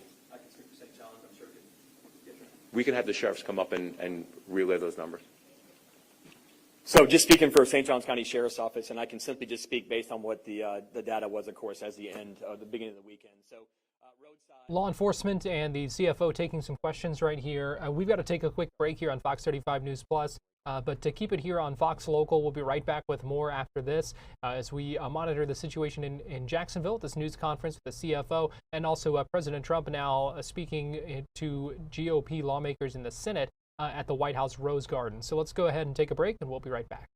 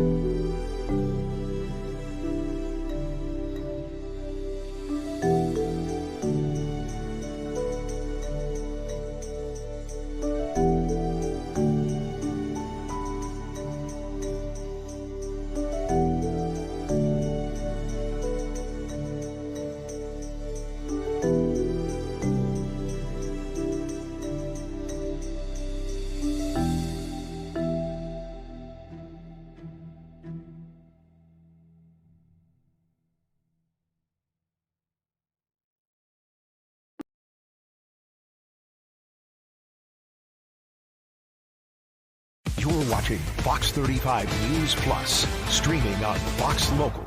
Welcome back into Fox 35 News Plus. Garrett Wymer here, and thanks for joining us on this Tuesday afternoon. You see President Trump speaking at the White House right now, talking to Senate Republicans at this luncheon in the Rose Garden amid the government shutdown. It is day 21 of the government shutdown. Trump has been talking about a number of topics, also giving them an update on the construction of the ballroom at the White House. We'll keep monitoring that, get you there in just a minute, but we do want to listen back in as CFO Blaise Ngolia answers questions live in Jacksonville, talking about immigration enforcement here in the state of Florida. God bless everyone. God bless the great state of Florida. All right, well, there he is wrapping up. So let's go ahead and take you to the White House and listen in as President Trump speaks right now. I said, well, what does one thing have to do with the other? I said, it has a lot. Your nuclear powers. And if you do it, we're not doing a trade deal. And 24 hours later, they called me. We have decided not to do it. We stopped the war. We stopped a potential disaster, a nuclear disaster, because of trade. And it's been really amazing. But the tariffs have made us a wealthy country. They've given us tremendous defense. They've given us things that we can do for other countries, very positive. But again, really, it's national security, it's national defense, and they are so important. And it's incredible that presidents, for the most part, didn't know how to use them, when to use them. If you go back, you'll see some of the presidents that were the most successful were believers in tariffs. And I even see foreign countries now that we are doing very well with taking ads. Don't go with tariffs. They're taking ads. I saw an ad last night from Canada. If I was Canada, I'd take that same ad also. But they're actually on television taking ads. But I do believe that everybody's too smart for that. We have a very, very big and important case coming up. We should win the case based on the legal merit. We should also win the case based on all of the things I just said. But we're a wealthy country again. Last week, as you know, they found $31 billion. They came to see me. Sir, we found $31 billion. They said, we don't know why. I said, was this a good find or a bad find? It was a good find. It was a plus 31. We're used to finding negative 31s, right, for the last 30 years. I said, check the tariff shelf. Well, those tariffs haven't kicked in. Yes, they did. They kicked in 2 months ago. Check it. He comes back 2 hours later. Sir, you were right. We have an additional $31 billion, billion, not million, Lindsay, billion, that we just found from tariffs. They kicked in earlier than we thought. You were right. We're a wealthy nation again, and we're a nation that can be secure. We're a nation that can start paying down our debt. And with tariffs, we're the wealthiest nation ever in the history of the world. Without them, we've got to slog. We've got to slog. But remember this, other nations, including China, Japan, European nations, they used tariffs against us for many years. That's why we owe $37 trillion. That's why. But they used tariffs very successfully against us, and we had presidents that never fought it. But now you have a president that does fight it. So I just want to welcome you to the incredible Rose Garden. It's just an incredible place. It was done, we did it, brought it back to health. It was in very bad shape, actually, and we brought it back to health. First Lady Melania did a fantastic job on it. The surrounds and everything, it's all brand new wiring. You know, underneath there's a lot of wire, a lot of things. Everything brand new, everything beautiful. The only thing we did is we had to get a hard surface here because nobody could use it because of the grass. So I just want to welcome you, and I hope you're going to be here a lot. We're going to use it for meetings. We're going to use it for press conferences. Now we can use it. It was unusable before, and now we can use it. But everything that you see was redone. All of this was redone, and the whole White House is being redone. Some of you came through what they call the Rose Hall. They call it different names, but you probably noticed, I don't know if you came through this door. Did you notice the white marble floor that was put there? That was made out of Home Depot tiles, about 1 foot by 1 foot. They were all broken, about 30 years old. And I replaced it with book-matched marble, paid for by your friend, President Trump. It's like, it's amazing how people like it when you say you paid for it.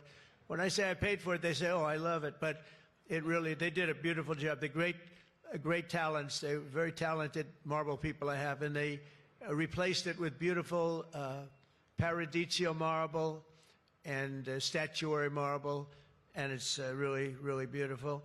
I want to thank the outstanding leadership team, and you really do have that. Majority Leader John Thune, who's been my friend. He really, really has done an amazing job. Thank you, John. Thank you. done an amazing job. I didn't get to know John as well in the first term, and I've gotten to know him very well over the last 9 months, John, and you're doing a fantastic job. Thank you very much. Really great. Majority Whip John Barrasso, who's outstanding man. Thank you, John. Thank you. Great guy, too. Conference Chair Tom Cotton. He loves that military. He loves the, he loves the military. Policy Committee Chair Shelley Moore Capito. Shelley, thank you very much, Shelley. Vice Chair James Lankford. Very good. James, thank you. And you know, we have everybody but one person here. You know, everybody showed up. I figured you'd have like, I'd say 40 would have been a good number, right? We have everybody. We're just missing one person. You'll never guess who that is. Let me give you, he automatically votes no on everything. He thinks it's good politics. It's really not good politics. He's an automatic no. But I don't know. Look, if he wanted to come, I'd probably let him come, right? I'd let him come. Begrudgingly, but would let him come.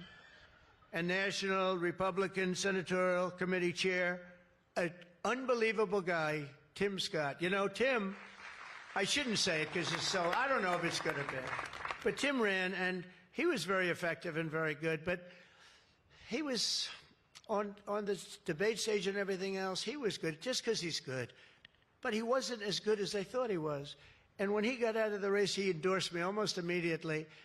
And I used him as a surrogate. And I wasn't sure if I should because, you know, sometimes I want a total lunatic to get up and fight for me. And Tim is a really good person. So I wasn't sure. And I put him on the stage, and he ripped the heart out of everybody. He was so brutal. He was so unbelievable. It turned out to be absolutely one of my best surrogates, and it includes a lot of you people that were here. You were all surrogates. But Tim ripped these people apart. And after watching 2 or 3 times, then I wanted him all the time, right, Susie? I said, I want Tim Scott, get up there. But he was so good, and I said to him, Tim, when you fought for yourself, you were much different. When you fought for me, you were a tiger. You were like unstoppable. You were, really was. You all saw that. What's the difference? He said, I've never liked selling myself, and I love selling somebody that I really do believe in. I really believe in you, and I just felt that way. And it was so nice the way he expressed it. And I want to tell you, you are a champion. You are a winner, and congratulations. Thank you very much. I never love telling that story because I'm not sure if it's a good or a bad story, but I'm telling you, you are an amazing guy, and you fought for me so hard, and I really appreciate it. You got to be my #1 choice, Tim, so something happened. I appreciate it, and you're doing great doing what you're doing right now. I also want to thank the entire Senate Republican Conference for your tremendous work on confirmations. Boy, did we have a couple of weeks, huh? We had some, I signed like 150 of them, and I didn't use an auto pen, by the way. I signed. You know, when you're signing these important, like a general getting approved from 3-star to 4-star and all of these different things and big confirmations and, you know, big stuff, you really have an obligation to actually sign it, I think. You probably noticed right there, number 46, we put up, right? We put up a little bit of an auto pen. We have 46, we have 45, we have 47. It's very interesting. Yeah, 46 is an auto pen. It's up there. It stays up there. People like it. It's probably going to stay up there for a long time. It's true. And I know you're looking into that. And by the way, the auto pen person said he never spoke to Biden.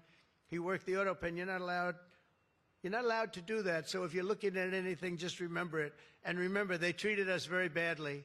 They treated us very, very badly. So I think you're allowed to just report the truth, including the confirming of my cabinet much faster than first time. I mean, we went so fast, and I give John Thune and all of you credit for that. It was amazing. All of a sudden, I was calling John, I've got to get him approved. Come on, John, because I was getting like one every 2 weeks. And, you know, I have people, they left their job, and they left everything, and it looked like they were. All of a sudden, it was like an avalanche. They walked in, James and James, my double James, I call them.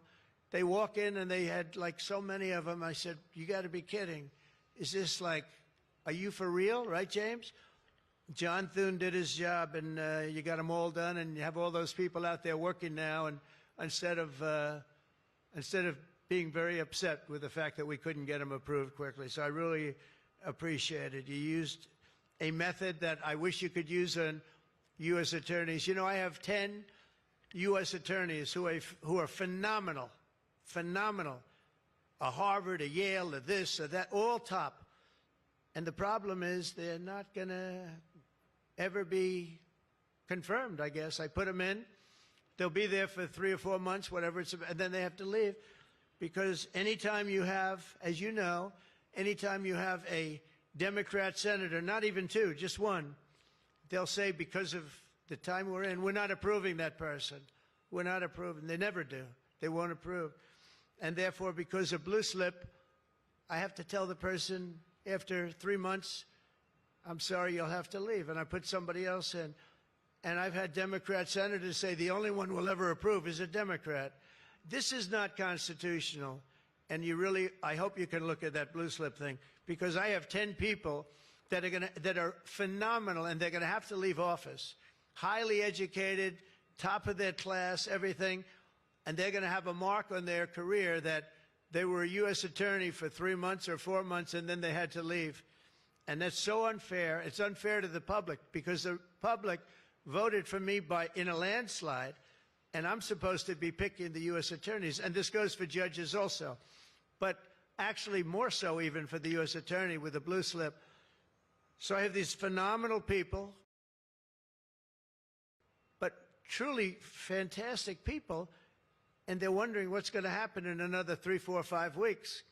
They're going to have to leave office. I think it's a shame, and I hope you can do something about it, because I'd like to tell those people, you know, we put you there, and you're not going to have on your resume for the rest of your life, you were there for 4 weeks or 6 weeks, and you left like you got canned.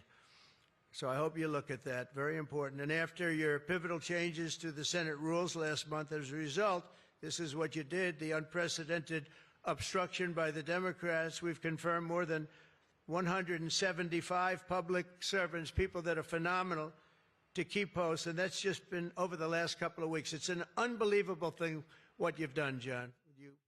President Trump speaking to Senate Republicans, talking about confirmations right now. This is day 21 of the government shutdown, and he's hosting Republican senators right now. He said all but one Republican senator is there right now. It seemed to suggest that the one who did not show, Senator Rand Paul of Kentucky, but we have seen Senator Rick Scott, Senator Ashley Moody from Florida in the Rose Garden there, sitting at the tables while we've been listening to President Trump. We're going to take a break here on Fox Local, but we'll be right back with more coverage after this.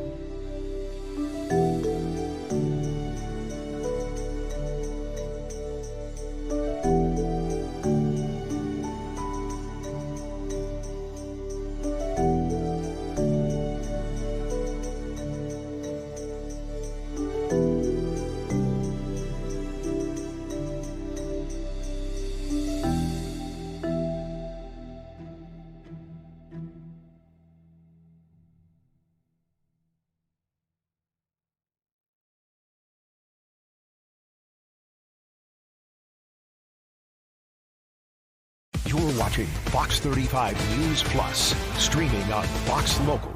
Welcome back into Fox 35 News Plus. President Trump still speaking to Senate Republicans right now in a luncheon at the Rose Garden of the White House, talking about the tariffs at the moment. Let's go ahead and listen back in as he speaks live at the White House. A good deal with him, and he'll make a good. I want him to make a good deal for China, but it's got to be fair. For years, they were making $500, $600, $700 billion, $700 billion, and we'd be making nothing. It was a one-sided. Honestly, we built their military. We built China's military with the money that we lost for so many years, getting ripped off. So now we're going to have a fair deal. I think we're going to have a very successful meeting. Certainly, there are a lot of people that are waiting for it. Maybe it won't happen. Maybe it won't happen. Things can happen where, for instance, maybe somebody will say, I don't want to meet. It's too nasty. But it's really not nasty. It's just business. And we're going to do a good job representing you people and representing the people of our country. Unfortunately, in a craven and pointless act of partisan spite, Chuck Schumer, who I've known for a long time, and the radical left Democrats are holding the entire federal government hostage to appease the extremists in their party. And they are extreme. I mean, I've never seen anything like it. They're extreme. And you know what? We had a landslide election. We won the popular vote by a lot. We won the swing states, all 7. Remember, they said, oh, if Trump could get 3 swing states, he'd be. And, well, I didn't get 3. I got 7. We got all 7 by a lot, by record numbers.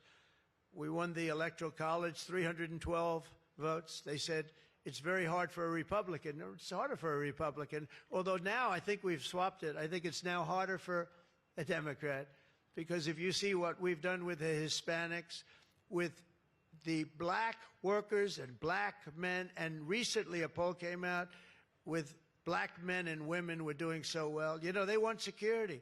They don't want to have their city destroyed. Women in Chicago, beautiful black women walking around with red MAGA hats because they don't want to be mugged and shot and everything else. And then you see a Democrat get up and tell you how safe it is in Chicago. Do you know they've had, in a fairly short period of time, 4,000 murders. This is over a short period of time, 4,000 murders. And they had a holiday where they had 28 people killed and almost 100 shot. And then you listen to this guy, Pritzker. I've known the family for a long time. They threw him out because he was no good, and he became governor. He's got money through the family. He's got money through the family. But they threw him out. He became governor. I said, I wonder how he's going to do. It's a crime palace. It's a shame. And you know what we did in D.C. is unbelievable. You people, you can walk down the middle of the street, Mr. Senator. You can walk down. You can have your wife meet you at the restaurant, and she's not going to be accosted, shot, beat up, raped.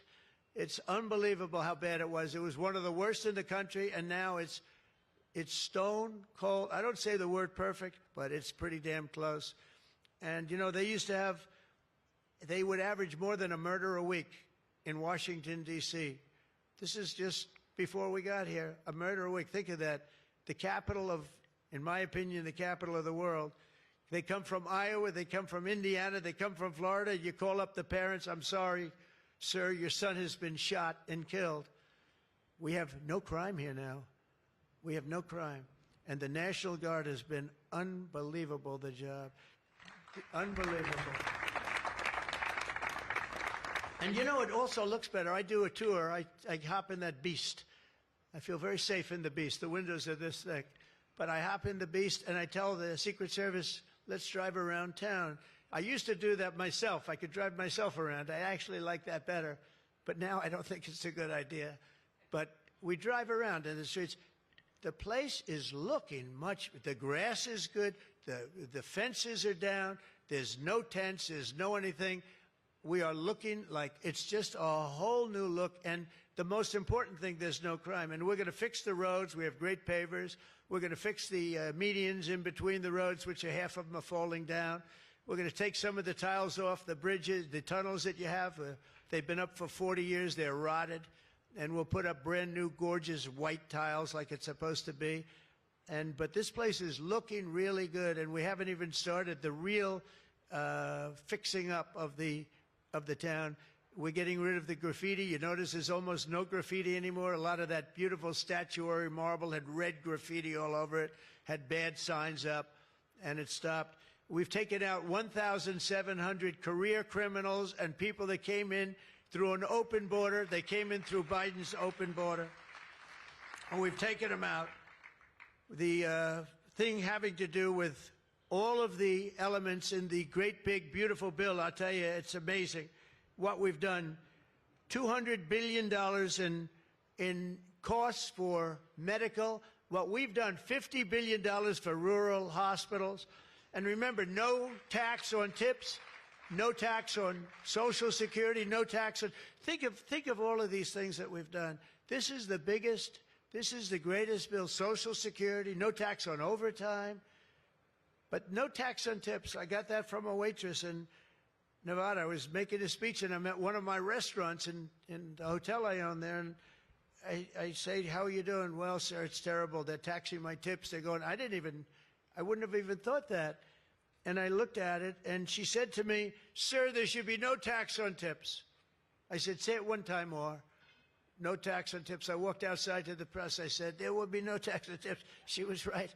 And we won that state by a lot. That's not a state that we win by that much, David, but we won it by a lot. So it was pretty good. But that bill is chock full of so many different things. So it was the biggest bill. I'm actually saying this to the fake news so that they maybe print it, but maybe not, because you people know. It was the biggest bill ever passed in Congress. And what we did was a little risky. We put everything into the bill, John, right? And some people were against it. They said, no, you got to do small bites. And we gave it a shot, and we got it passed. I got a call from John. He said, it was 3 o'clock in the morning. Sir, we have 4 hard no's. Could you please call him? I said, what time is it, John? It's 4 o'clock in the morning, sir. So I call up. One of you is sitting right here. I said, Jim, could I say hello to you? It's 4 o'clock in the morning, right? He said, sir, you have my vote. I said, wow. Then I called up another person. I'll use fictitious names. Doug, could I get your vote? You've got it, sir. Then I called up another one. How about Josh? Could I have your vote, Josh? Because I like Josh. And Josh, who can be very difficult, said, sir, you have my vote. His wife was screaming at him on the other side. Sir, you have my vote. But I called people, and they weren't really hard-nosed. They wanted a little attention, unfortunately, at 4 in the morning. Sometimes I like the ones that don't like the attention, but we'll take it anywhere we can. And we got it passed, right, John? And nobody thought that could happen because you have a small majority. And how about in the House? We had a majority of 3. We actually went down after that for a period of about 2 months. We went down to a majority in the House of 1. And I kept saying, you know, because I'll tell you, Mike Johnson's great. The team, these 2 teams, did you ever see 2 people more different? One's tall, one's slightly less tall. We want to be polite. They are very different people, but they're the same in terms of talent. They did the 2 guys, and they get along incredibly well. We all do. We get along great. But we passed a bill. We don't need to pass any more bills. We got everything in that bill. There's nothing else we have to put. We got the largest tax cuts in history. We got the extension of the Trump tax cuts. We got all of these things. And, you know, remember, they lie. They will look at I saw it the other day, they were talking about, I call it the great, big, beautiful bill, but that's what it is, the great, big, beautiful, the biggest bill ever passed. And what they say, they make up stories. And I saw they were interviewing a senator, and they said, well, what's wrong with their bill? He didn't know what to say, because there's nothing he could say. It covers everything. He said, death, death. It brings death. Now, if I'm a regular person and I hear that, I say, oh, that's terrible. But it's just the opposite. It brings life. It brings Medicaid, Medicare, Social Security. It secures all those things. And they just are so bad. You know, they said death. It was like death. And there's nothing about death. Theirs is death, because they're going to lose Medicaid. They're going to lose Social Security. They're going to lose Medicare. All of those things are going to be gone because the whole country would be bankrupt, and you're not going to have any kind of medical insurance. So with us, it's the opposite. And it's a great bill. We don't need any more. And I want to just say from the beginning, our message has been very simple. We will not be extorted on this crazy plot of theirs. They've never done this before. Nobody has. You always vote for an extension. Chuck Schumer and the Senate Democrats need to vote for the clean, bipartisan CR and reopen our government. It's got to be reopened right now. We're not doing that. They are the obstructionists. And the reason they're doing it is because we're doing so well. We're doing well all over the world. We're doing well with the close to $20 trillion that I just told you about. It will be that number, but even if you take it down to over 17, that's a guarantee. We're doing well with everything. Car plants are pouring back into our country. AI plants, we're leading. We're dominating China right now in AI. And I did something that I think you'd like, because we have an old grid. It's a tired grid. It doesn't have the juice that you need to fire up these plants. You know, these plants will need more than double the energy we have right now for the whole country. That's how big it is. And we can't do that. There's no way we can do that. China is building right now 52 power stations. But I did something better. I'm letting everybody build their own power plant so they'll become like an electric utility in addition to AI. But if they want to build their own plant and we get their approvals within less than a month, it used to take 5 years prior to rejection. Sometimes a guy in Louisiana, they had one that took 12 years, and then they got rejected. I got it approved in 2 weeks when I got into office. That was the first term. And the plant is up now, and it's been a great thing for the state. I did it twice, actually. I got 2 of them that were dead after 12 years, and I got them approved, both of them, in less than a week. And that's what we're doing. Lee Zeldin, by the way, is doing a phenomenal job, Environmental Commissioner, I have to tell you. He knows that we have to get them fast, and we're getting them fast. So we're leading China in the AI race by a lot. Under Biden, Democrats voted 13 times for continuing resolutions to keep the government open. And all we want is simply to ask them to do it once again. They always voted for it. They never voted against it. Nobody votes against it. But they do that, and they do. It's partially my fault. I mean, I'm watching you, and I'm looking at all these great faces that I've seen, really great people. I think with few exceptions, a couple of you I don't like that much, but with few exceptions, great people. And you look at what they do, and you look at the game they play, and it's a horrible game. And, you know, we have the hottest country ever. This is the hottest country anywhere in the world. And I say this, I'm sure you've heard me say it, but I was over in the Middle East, and the King of Saudi Arabia and others also said essentially the same thing. They said, you know, President, a year and a half ago, your country was dead. We never thought we'd see this. And right now, you have the hottest country anywhere in the world. We do. We have the hottest country anywhere in the world, which tells you about leadership, and that includes your leadership. So as you know, my door is always open to anyone. It's not like that AOC. How about her, where she said, she's talking about having rebellions and everything. She said, well, my door is always open. But she's not the leader. I'm sure the leaders felt very nicely about when she said her door is open. Who the hell wants to go into her door anyway? She doesn't know what the hell she's talking about. She's the one that started. You know, I remember, I'll never forget, she never took a course on the environment. And I watched her one day, and she was on television. She said, yes, our planet will be dead within 12 years. That was a long time ago. Our planet was supposed to be dead. Remember the 12-year theory? We were environmentally dead. Now, these people, they've got an agenda that nobody quite understands. The good news is they don't understand it either. They really have no idea. But the people do. The people understand. We're giving you the biggest tax cuts in history. All of these things, it all adds up that we should do fantastically well in the midterm. The only thing wrong with the midterms is that statistically, when you look, a president gets elected, and for some reason, and nobody, even the great John Thune, cannot explain to me, for some reason, even if he's a reasonably good president, and we've had success like nobody, but for some reason, you lose the midterms. I don't know why. I mean, the odds are tremendously against, like 92% or something. It doesn't make sense. If you have a great presidency, it only makes sense that you win the midterm. So there should be no reason for it. Somebody's going to explain there might be some dark, deep psychological reason where they want to vote the opposite way. I don't know what it is, but we have to win the midterms. Otherwise, all of the things that we've done, so many of them are going to be taken away by the radical left lunatics. I mean, we're going to end up with a communist mayor in New York. Can you believe it? A communist. Remember, I would always say, we will not have a socialist elected in our country. Remember, I'd say that all the time. And I was right.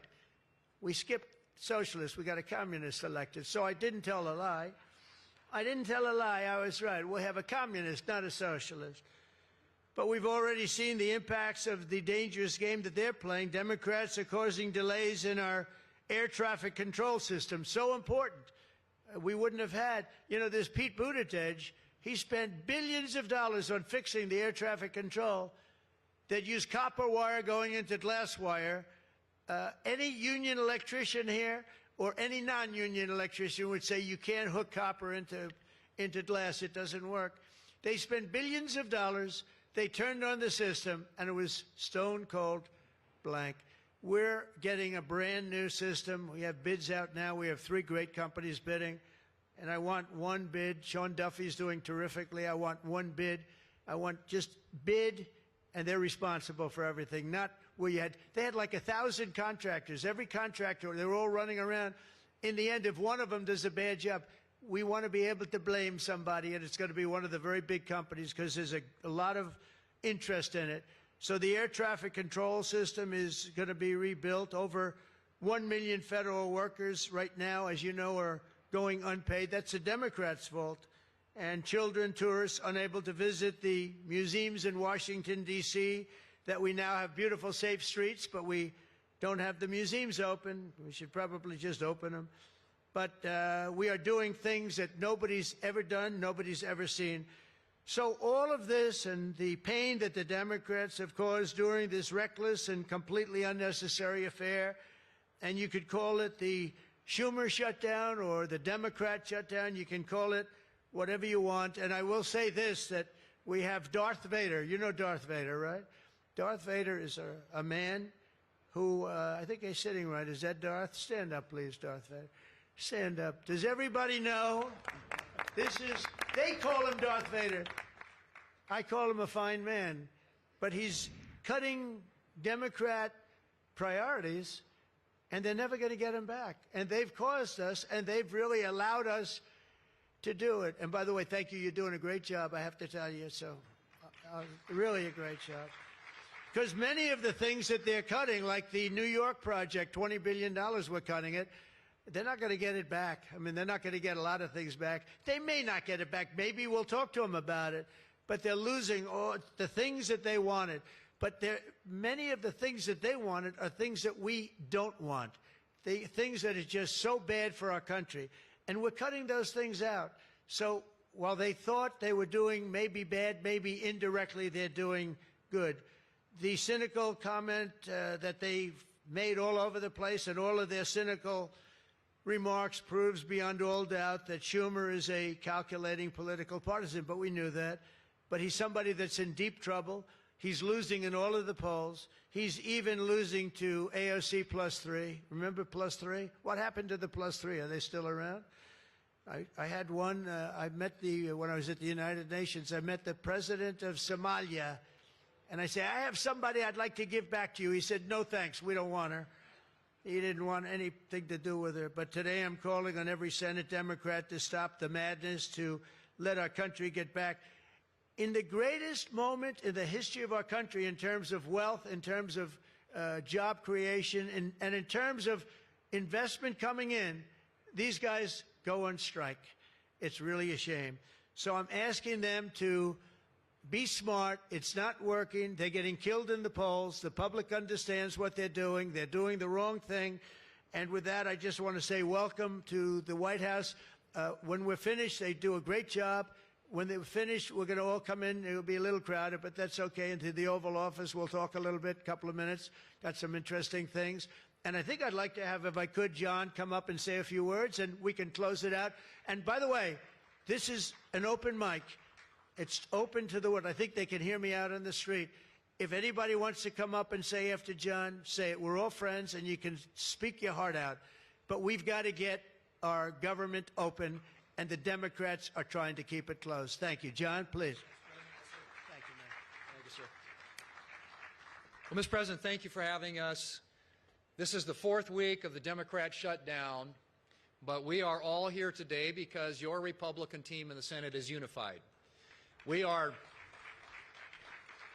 This is now the longest full shutdown in history, but everybody here has voted now 11 different times to open up the government, and we are going to keep voting to open up the government, and eventually the Democrats, hopefully sooner or later, are going to come around. But, Mr. President, your agenda is the right one for this country. This is your team. We are your partners in achieving and implementing the agenda that you campaigned on and the American people voted for. And you just mentioned it has been a series of promises made and promises kept, whether it's national security, whether it's the border, whether it's the economy, taxes, regulations, energy, Trump newborn accounts, school choice. You look at what we've accomplished so far. It is a remarkable, remarkable team and a record of accomplishment that can't be matched. And I would argue, at least in my time here, but perhaps in all of history. So thank you for your leadership, and we will continue to be good partners and work with you to get the work done for the American people. And let's hope that the Democrats get wise and, starting perhaps even today, vote to reopen the government so we can get back to work for the American people. Mr. President, thank you for having us at your home. You have beautiful homes, and thank you for everything you're doing to make this such a beautiful place. This is America's house. We're delighted to be here. Thank you. Senator John Thune, the Senate Majority Leader, speaking there at the Rose Garden of the White House as Senate Republicans meet with the president. We heard President Donald Trump speaking for a while there as this luncheon gets underway. We're going to take a break here on Fox 35 News Plus, but we'll be right back after this.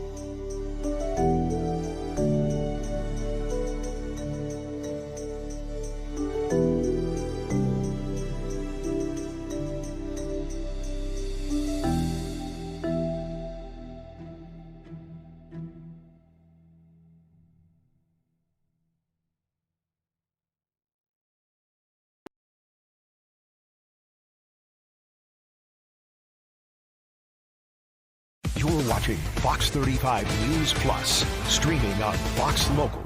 Welcome back into Fox 35 News Plus. I'm Garrett Wymer, and thanks for joining us on this Tuesday afternoon, live on Fox Local and on YouTube. We heard a hearing earlier today, or saw a hearing earlier today in Orange County, where a judge stepped in and revoked the bond for a man accused of attempted rape. He's also charged with attempted murder in this case. It's the case of an alleged assault that happened on the Little Econ Greenway Trail in Orange County back in July. This man was arrested 11 days ago. He was arrested October 10th.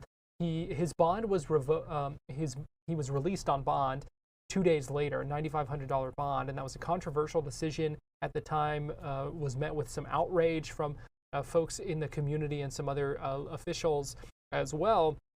Well, that bond has now been revoked after a hearing earlier today where prosecutors testify or called witnesses to testify about how they say this suspect, Jacoby Tillman, defied the judge's no contact order that came with that initial granting of bond. Prosecutors in a motion had said that he posted on TikTok, on social media, and directed some comments toward the witness who essentially turned him in, and even posted in that TikTok video a screenshot of a text message from that witness before. So this is some of what we heard testimony about in court today. I want to play for you as we heard that hearing. This is a case that's been getting a lot of attention here across the state, and we heard Governor DeSantis mention it and weigh in on it just a little bit ago as well. So here is what happened in court earlier today. Are you the detective who was assigned lead on a case with a suspect named Jacoby Tillman? Yes, ma'am. Was Mr. Tillman arrested in this case on October 10th, 2025 on your arrest warrant affidavit? Yes, ma'am. Judge, the state would ask the court to take judicial notice of it's called an order of commitment. It's in the court file for this case. That order of commitment indicates, as a condition of bond, Mr. Tillman is to have no contact directly or indirectly with victims or witnesses. Defense have any objection to the court taking judicial notice of the court file? Court will take judicial notice of the entire court file. During the course of your investigation, did you identify a witness named Destiny Lawrence? Yes, ma'am. And who is she to Mr. Tillman? She was his girlfriend. Okay, and did you interview her and obtain certain information as it regards to this case and Mr. Tillman's whereabouts from Ms. Lawrence? Yes, ma'am. Were you contacted by Ms. Lawrence on October 15th regarding some social media posts? Yes, I was. And did you observe those social media posts that she was indicating she believed were from the defendant? I did. During the course of your investigation, did you also independently subpoena and then verify the, I guess the handle, I don't know the right word for it, basically what the user inputs as their name on social media? Yes, ma'am. And was there a handle called, if I had to say it out loud, it would be Colby from Florida, but the from is missing an O. Colby from Florida 2, was that social media account associated with Jacoby Tillman? Yes, ma'am, it was. Okay, and then an additional one WayJ23K, was that also associated with Mr. Tillman? Yes. Were these the screenshots that were associated with the Colby from Florida 2 and the one WayJ23K accounts? Yes, ma'am. Your Honor, at this time, the state would ask to move an evidence which previously been marked as State B for identification. Any objection for purposes of this hearing? It'll be admitted. What was that portion of the message? The blacked out portion? No, that box, that text box. What is that from? It's from a text message. Was it a text message sent from Destiny Lawrence to Jacoby Tillman? Yes, ma'am. And then did Mr. Tillman post that text message and then underneath it basically make a comment referencing the text message? Yes, ma'am. And in that text message, did he say, stop going to the news telling lies, you just mad because you ain't getting anywhere with this anymore? Yes. I'm sorry, you ain't getting this anymore? You ain't getting this anymore. Okay. Yes, All right. May I approach the witness with States A? You may.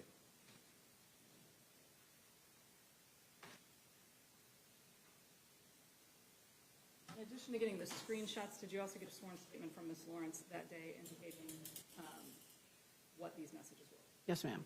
Okay, and is this that sworn statement? It is. Your Honor, at this time, the state would ask to move an evidence which previously been marked as State B. Any objection for purposes of this hearing?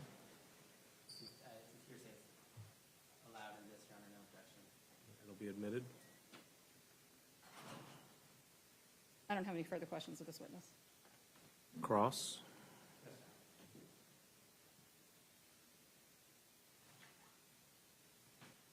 Good morning, Detective Rising. Morning. I think you testified earlier that you verified to see if this social media account was associated with Mr. Tillman. Correct. Okay. But you never actually saw him post anything with your own eyes? No. Okay, so you don't know exactly who posted these online? No. Okay. You're just assuming it's Mr. Tillman? The account belongs to him, so yes. Okay.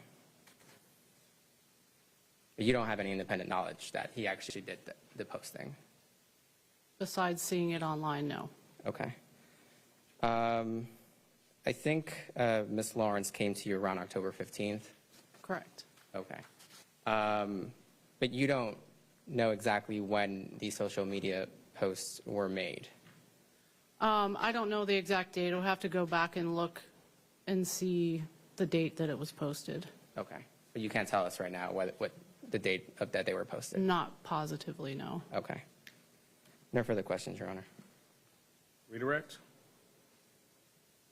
All right, you can step down. Thank you, sir. Any other witnesses?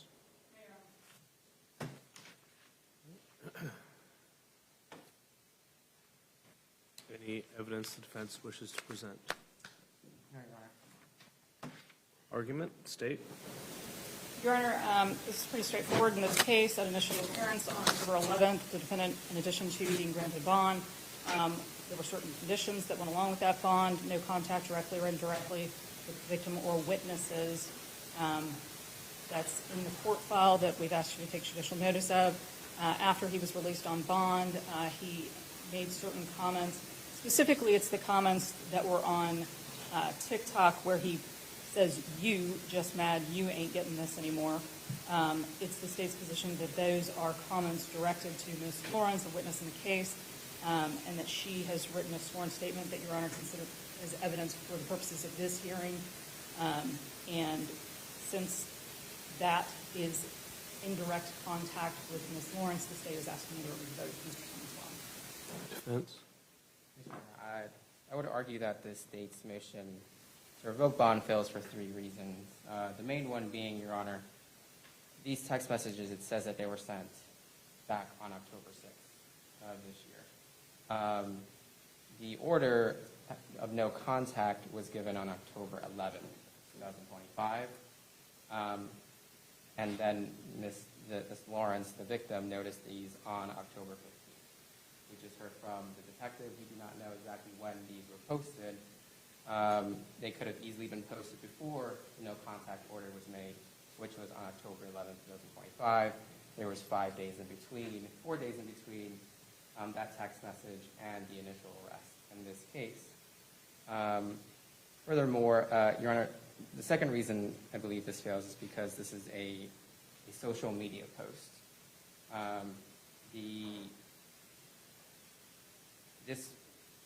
The only way for Ms.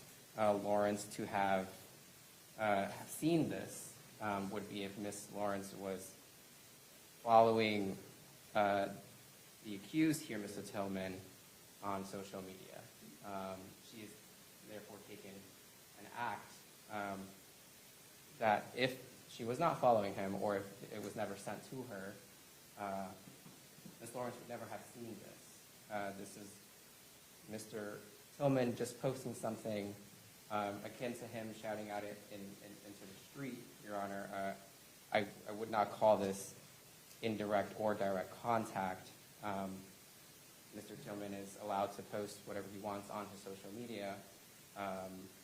It is allegedly a text message from her, but she's not tagged, she is not mentioned, her name is nowhere on the post as well. So I would argue that without the action made by Ms. Lawrence of following Mr. Tillman on social media, she would never have seen this. I would not call it indirect contact in this case. And then my third argument would be the order says no contact with the victim or witnesses. But whether Mr. Tillman had any notice or knowledge that Ms. Lawrence would have been a victim in this, or would have been a witness in this case. It seems that she reported to the police after the fact. This is not a situation where Ms. Lawrence was at the scene, witnessed something.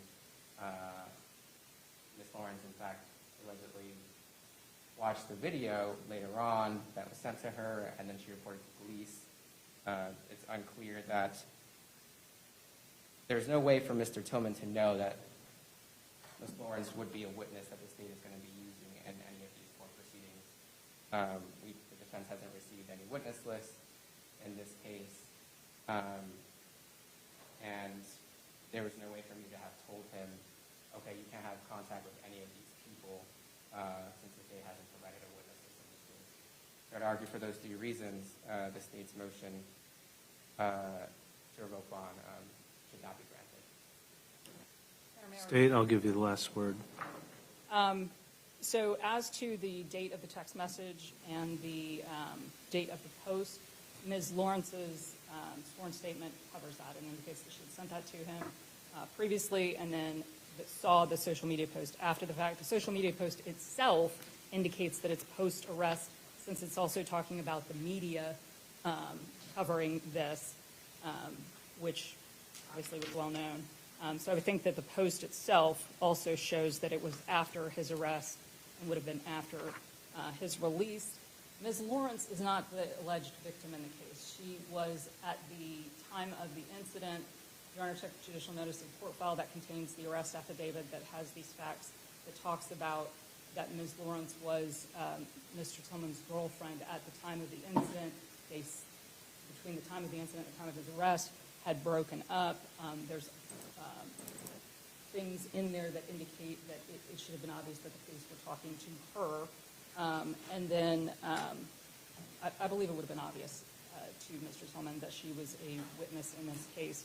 And the social media post also indicates, stop talking to the media, as knowing she would have some sort of information, or at least be claiming to have some sort of information. So the state, again, is asking you to revoke his bond for indirect contact. The court has considered the evidence before it. I'll note for the record that an evidentiary showing is not necessary, but has been submitted in this case. The court does find probable cause that the defendant has violated the terms of his release. As to the date of the social media message, the message itself references media coverage, which is indicative that it occurred after arrest and after the defendant was released on bond. They include messages from prior to that arrest, but the posting itself comes after, especially given its reference to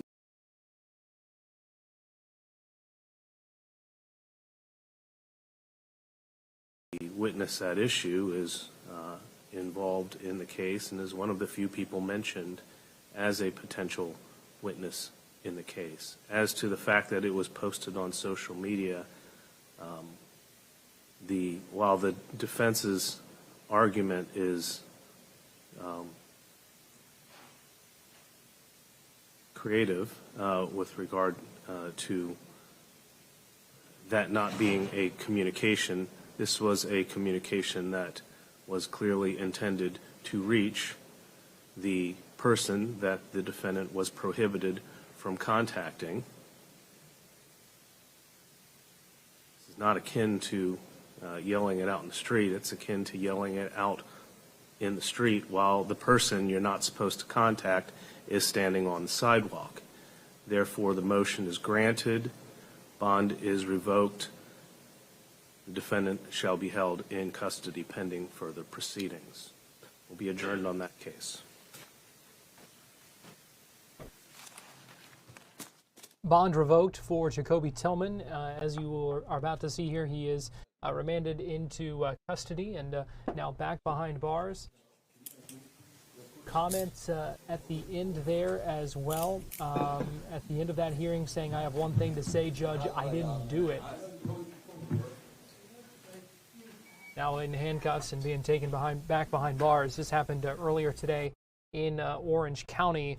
And we should also note that the judge now who made this decision to revoke the bond is a different judge than the initial judge who granted bond and set that bond at $9,500 about a week and a half ago. We're going to take a break here on Fox 35 News Plus, but we've got more to come, so keep it here on Fox Local and on YouTube.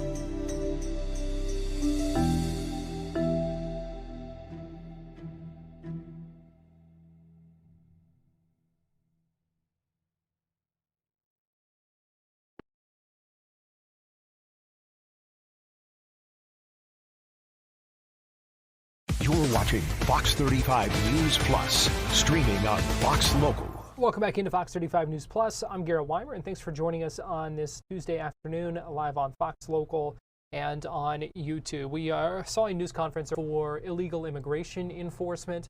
Was talking about the importance of those efforts as well, and providing some money. This was a part of the reimbursement effort. So he had money for the St. Johns County Sheriff's Office, Clay County Sheriff's Office, Putnam County Sheriff's Office, and the Jacksonville Sheriff's Office. So we had that for you a little bit ago live here on Fox Local.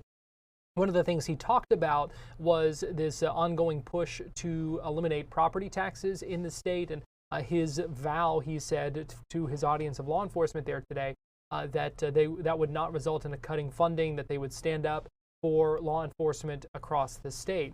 As part of this property tax elimination push, the CFO, as you likely know, has been going around the state and talking about spending at local governments.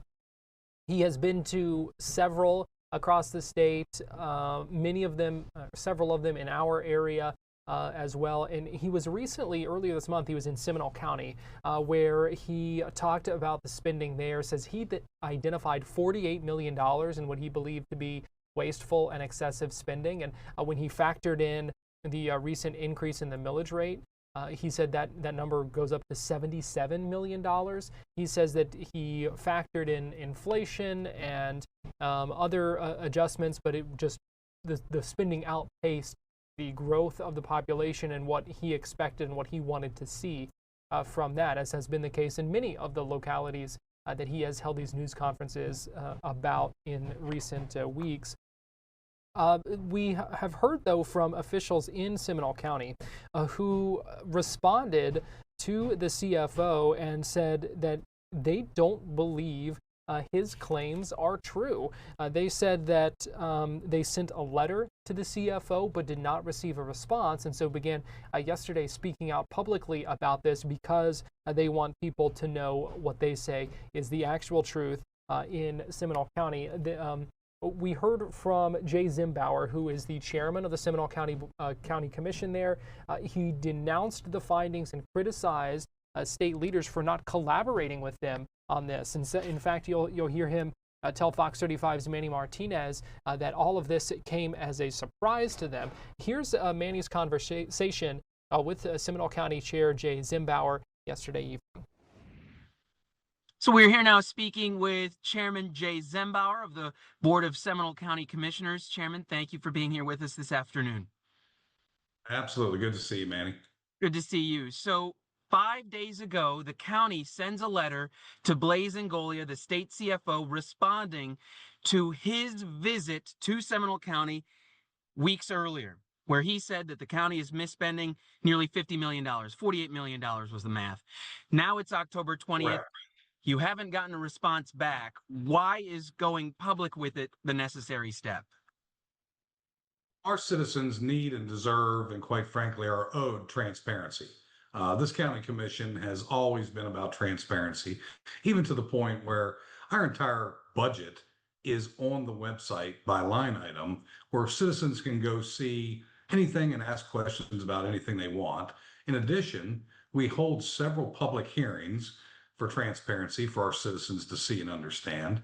And basically, since the press conference, my fellow commissioners and myself are like, look, this is just not the story. This is not the correct narrative, because that's not what happened. And our taxpayers are deserving of the truth and the transparency, and that's what we're here to give them. So what is the correct story in the eyes of the county commissioners? Sure. So first of all, we take none of this lightly. We agree with the initiative to find waste and abuse. And I'll tell you, all 5 county commissioners in this county are very serious about that as well. So we agree with the mission. Our expectation was we supplied all of our financials to the state back in late April, early May for their review. If there was something that was seen or some technology that they were aware of that we could bear, then we would have expected a collaborative approach. Pick up the phone, call our county manager, call the chairman of the board and say, hey, look, we're going through your finances and we see something here. Can you explain this to us? Maybe we can help you. None of that happened. No correspondence whatsoever. Instead, we have a press conference saying we wasted $48.4 million or whatever that number is. It's simply not true. I mean, we go through the documentation since 2019 to 2025. There has been market pressures, more so on law enforcement, which is the main reason government exists, is public safety. I mean, some of those costs have risen well north of 50%.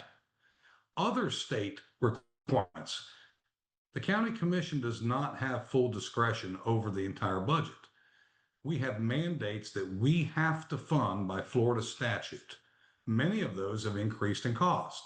We have 5 constitutional officers: the tax collector, supervisor of election, property appraiser, sheriff's office, clerk of the courts. We have no choice, no discretion. We either fund them or they go to the state to get relief. So we have to fund those by statutory requirements. Sunrail was a contracted agreement between the county and the state for about $4 million. That rose to $11 million. And then when this county commission pushed back and said, hey, the contract's for $4 million, the answer was, well, we understand price escalates. You can either pay it or we'll take it out of your work program that the state sends you money for. So we have to pay for it no matter what. We have no discretion over those things whatsoever. I mean, we knew this years ago, 3 years ago. We were told we were going to have budget shortfalls in the next couple of years. We've been working on this diligently for over a year, not just our staff, but all 5 county commissioners, even to the point of having board retreats to talk about nothing but the budget process, getting as far in the weeds as talking about, well, what does it look like if we only mow the shoulders and the mediums of the road twice a year instead of 4 times a year? I mean, that's how deep of a dive. Then we asked Florida State University interns to come in and apply AI technology to our budget to see if there was something there that, the technology could turn up. We found nothing. We then sent it to outside sources, asked them to review it, more eyes on it, nothing that could be found. And yet we were still able, the sheriff cut another $900,000 out of his budget and some other things we were cut. But at the end of the day, the county commission has discretion at the end of the day, somewhere between 10-15% of the budget that we can say yay or nay.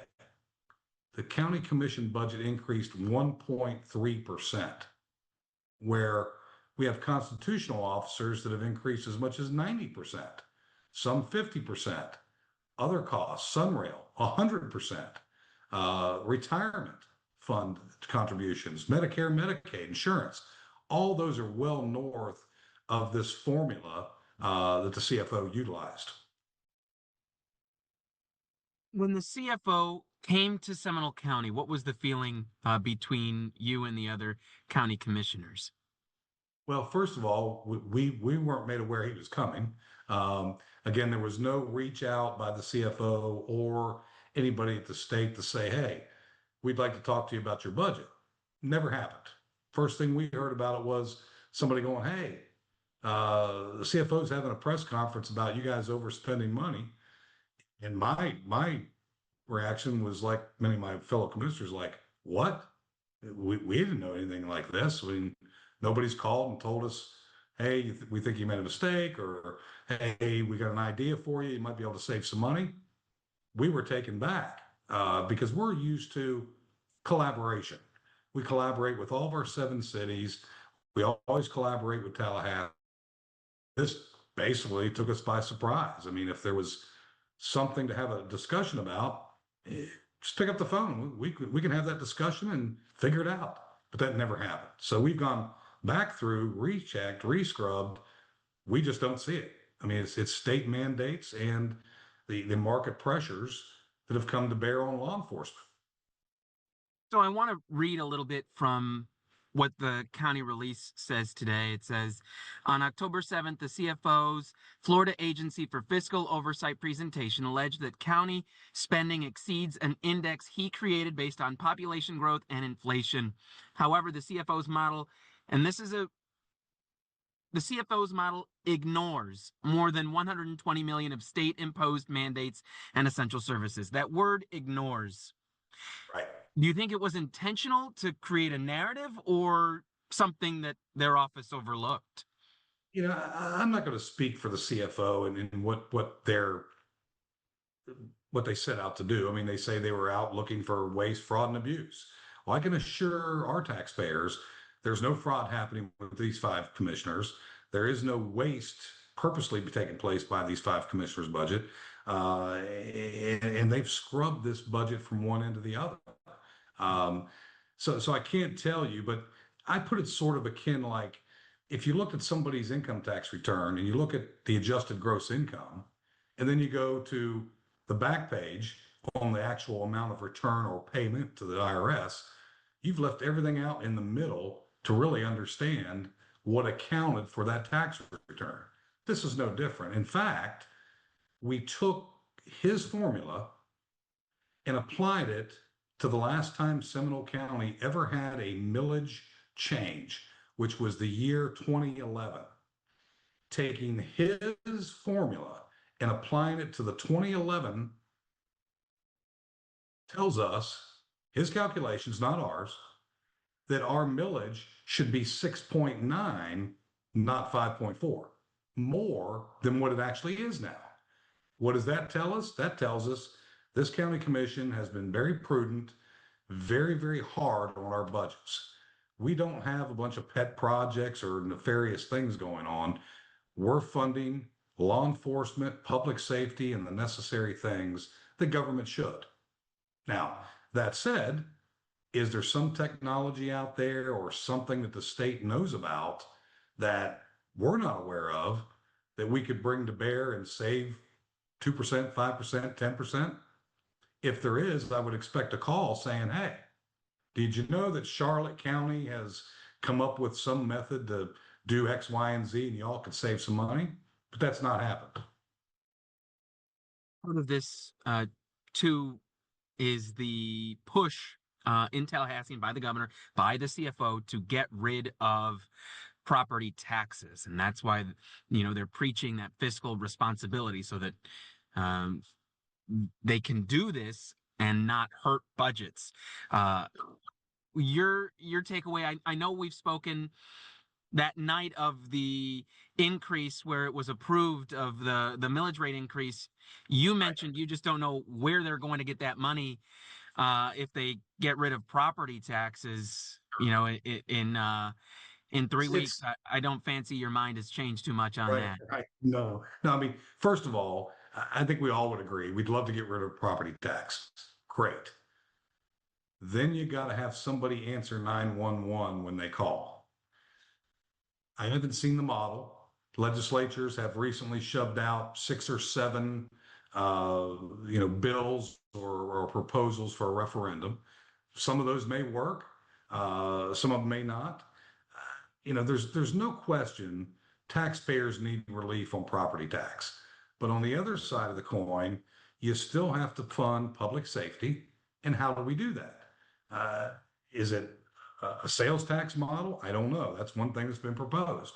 Is it we can give some relief to our elderly who are not at the income levels that they once were? That may be part of the discussion. But that's a decision that has to be made in Tallahassee to get on a referendum for the voters to decide. All I know is being a county commissioner and reviewing budgets now going on 8 years, it costs money for law enforcement. It costs money for firefighters. It costs money to keep the roads fixed. It costs money to keep parks and trails open. It's got to be paid and funded somehow. I don't have the answer. I mean, I don't think anybody's got the easy answer, hence why we have 6 or 7 different referendum proposals coming out of Tallahassee right now. And the problem really is a bigger narrative. Out of the 67 counties in the state of Florida, 29 of them are fiscally constrained, which means that the state already has to help them with funding. Seminole County is not one of those. So there's 29 counties right now that are fiscally constrained that have to rely on state dollars to do some of the things they need to do. It'll be interesting to see what happens in Tallahassee here this winter and then into the next spring. Chairman, last question for you is, you haven't gotten an answer yet from the CFO. What comes next? Well, again, Seminole County has always been collaborative with other government entities. We collaborate with our 7 cities. We collaborate with Tallahassee anytime they want us to. We would just ask for the courtesy of collaboration. If you have seen something, say something, tell us about it. We're happy to have that discussion. But first, you have to reach out and have that discussion. That has not occurred. Thank you, Chairman. Thank you for your time. Chairman Jay Zembauer, the Seminole County Commission. We're going to take a break here on Fox 35 News Plus, and we'll be right back.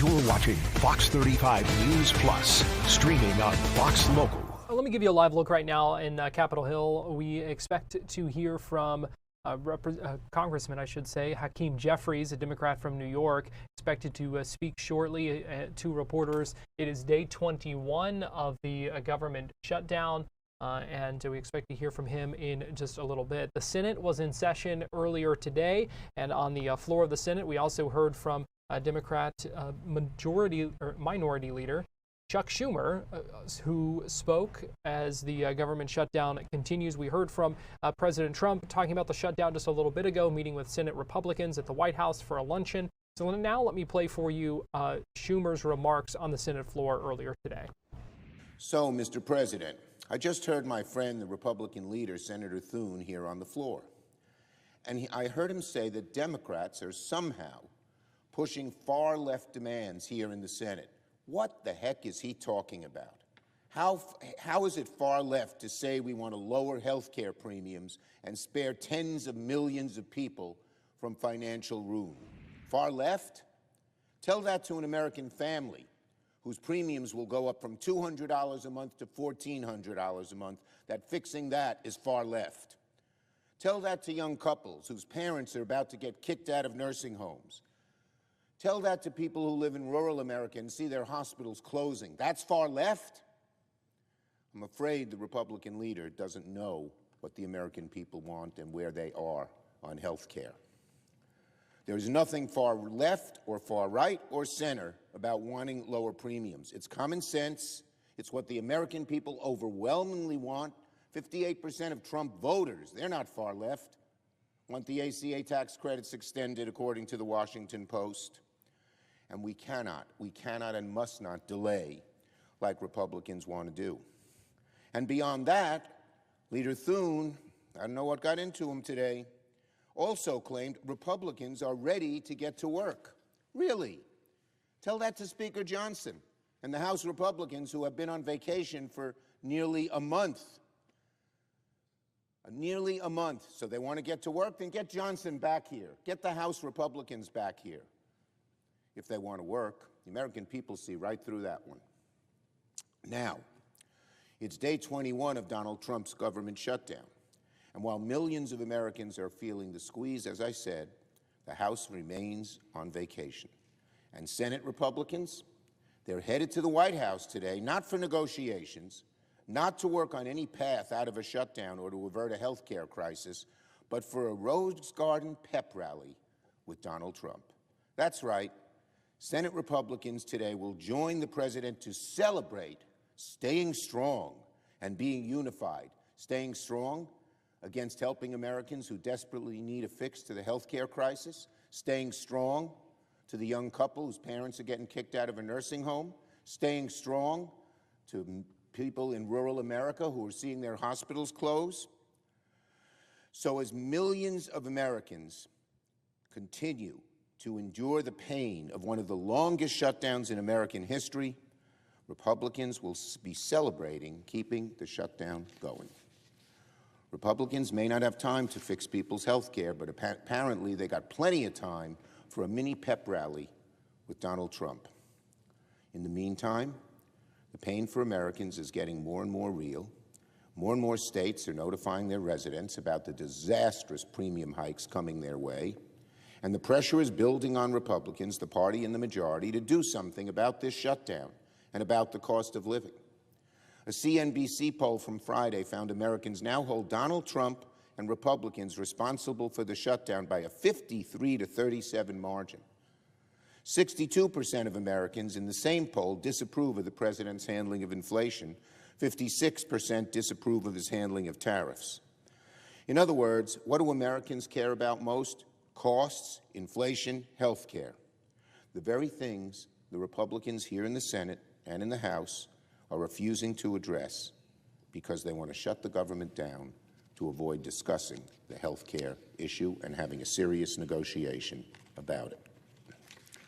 Our Republican colleague, Senator Chuck Schumer, a Democrat from New York and the Senate Minority Leader, speaking earlier on the floor of the U.S. Senate. At some point today, another vote expected. We will see what comes from that. it appears nothing nothing substantially has changed with the positions of the Democrats or of the Republicans.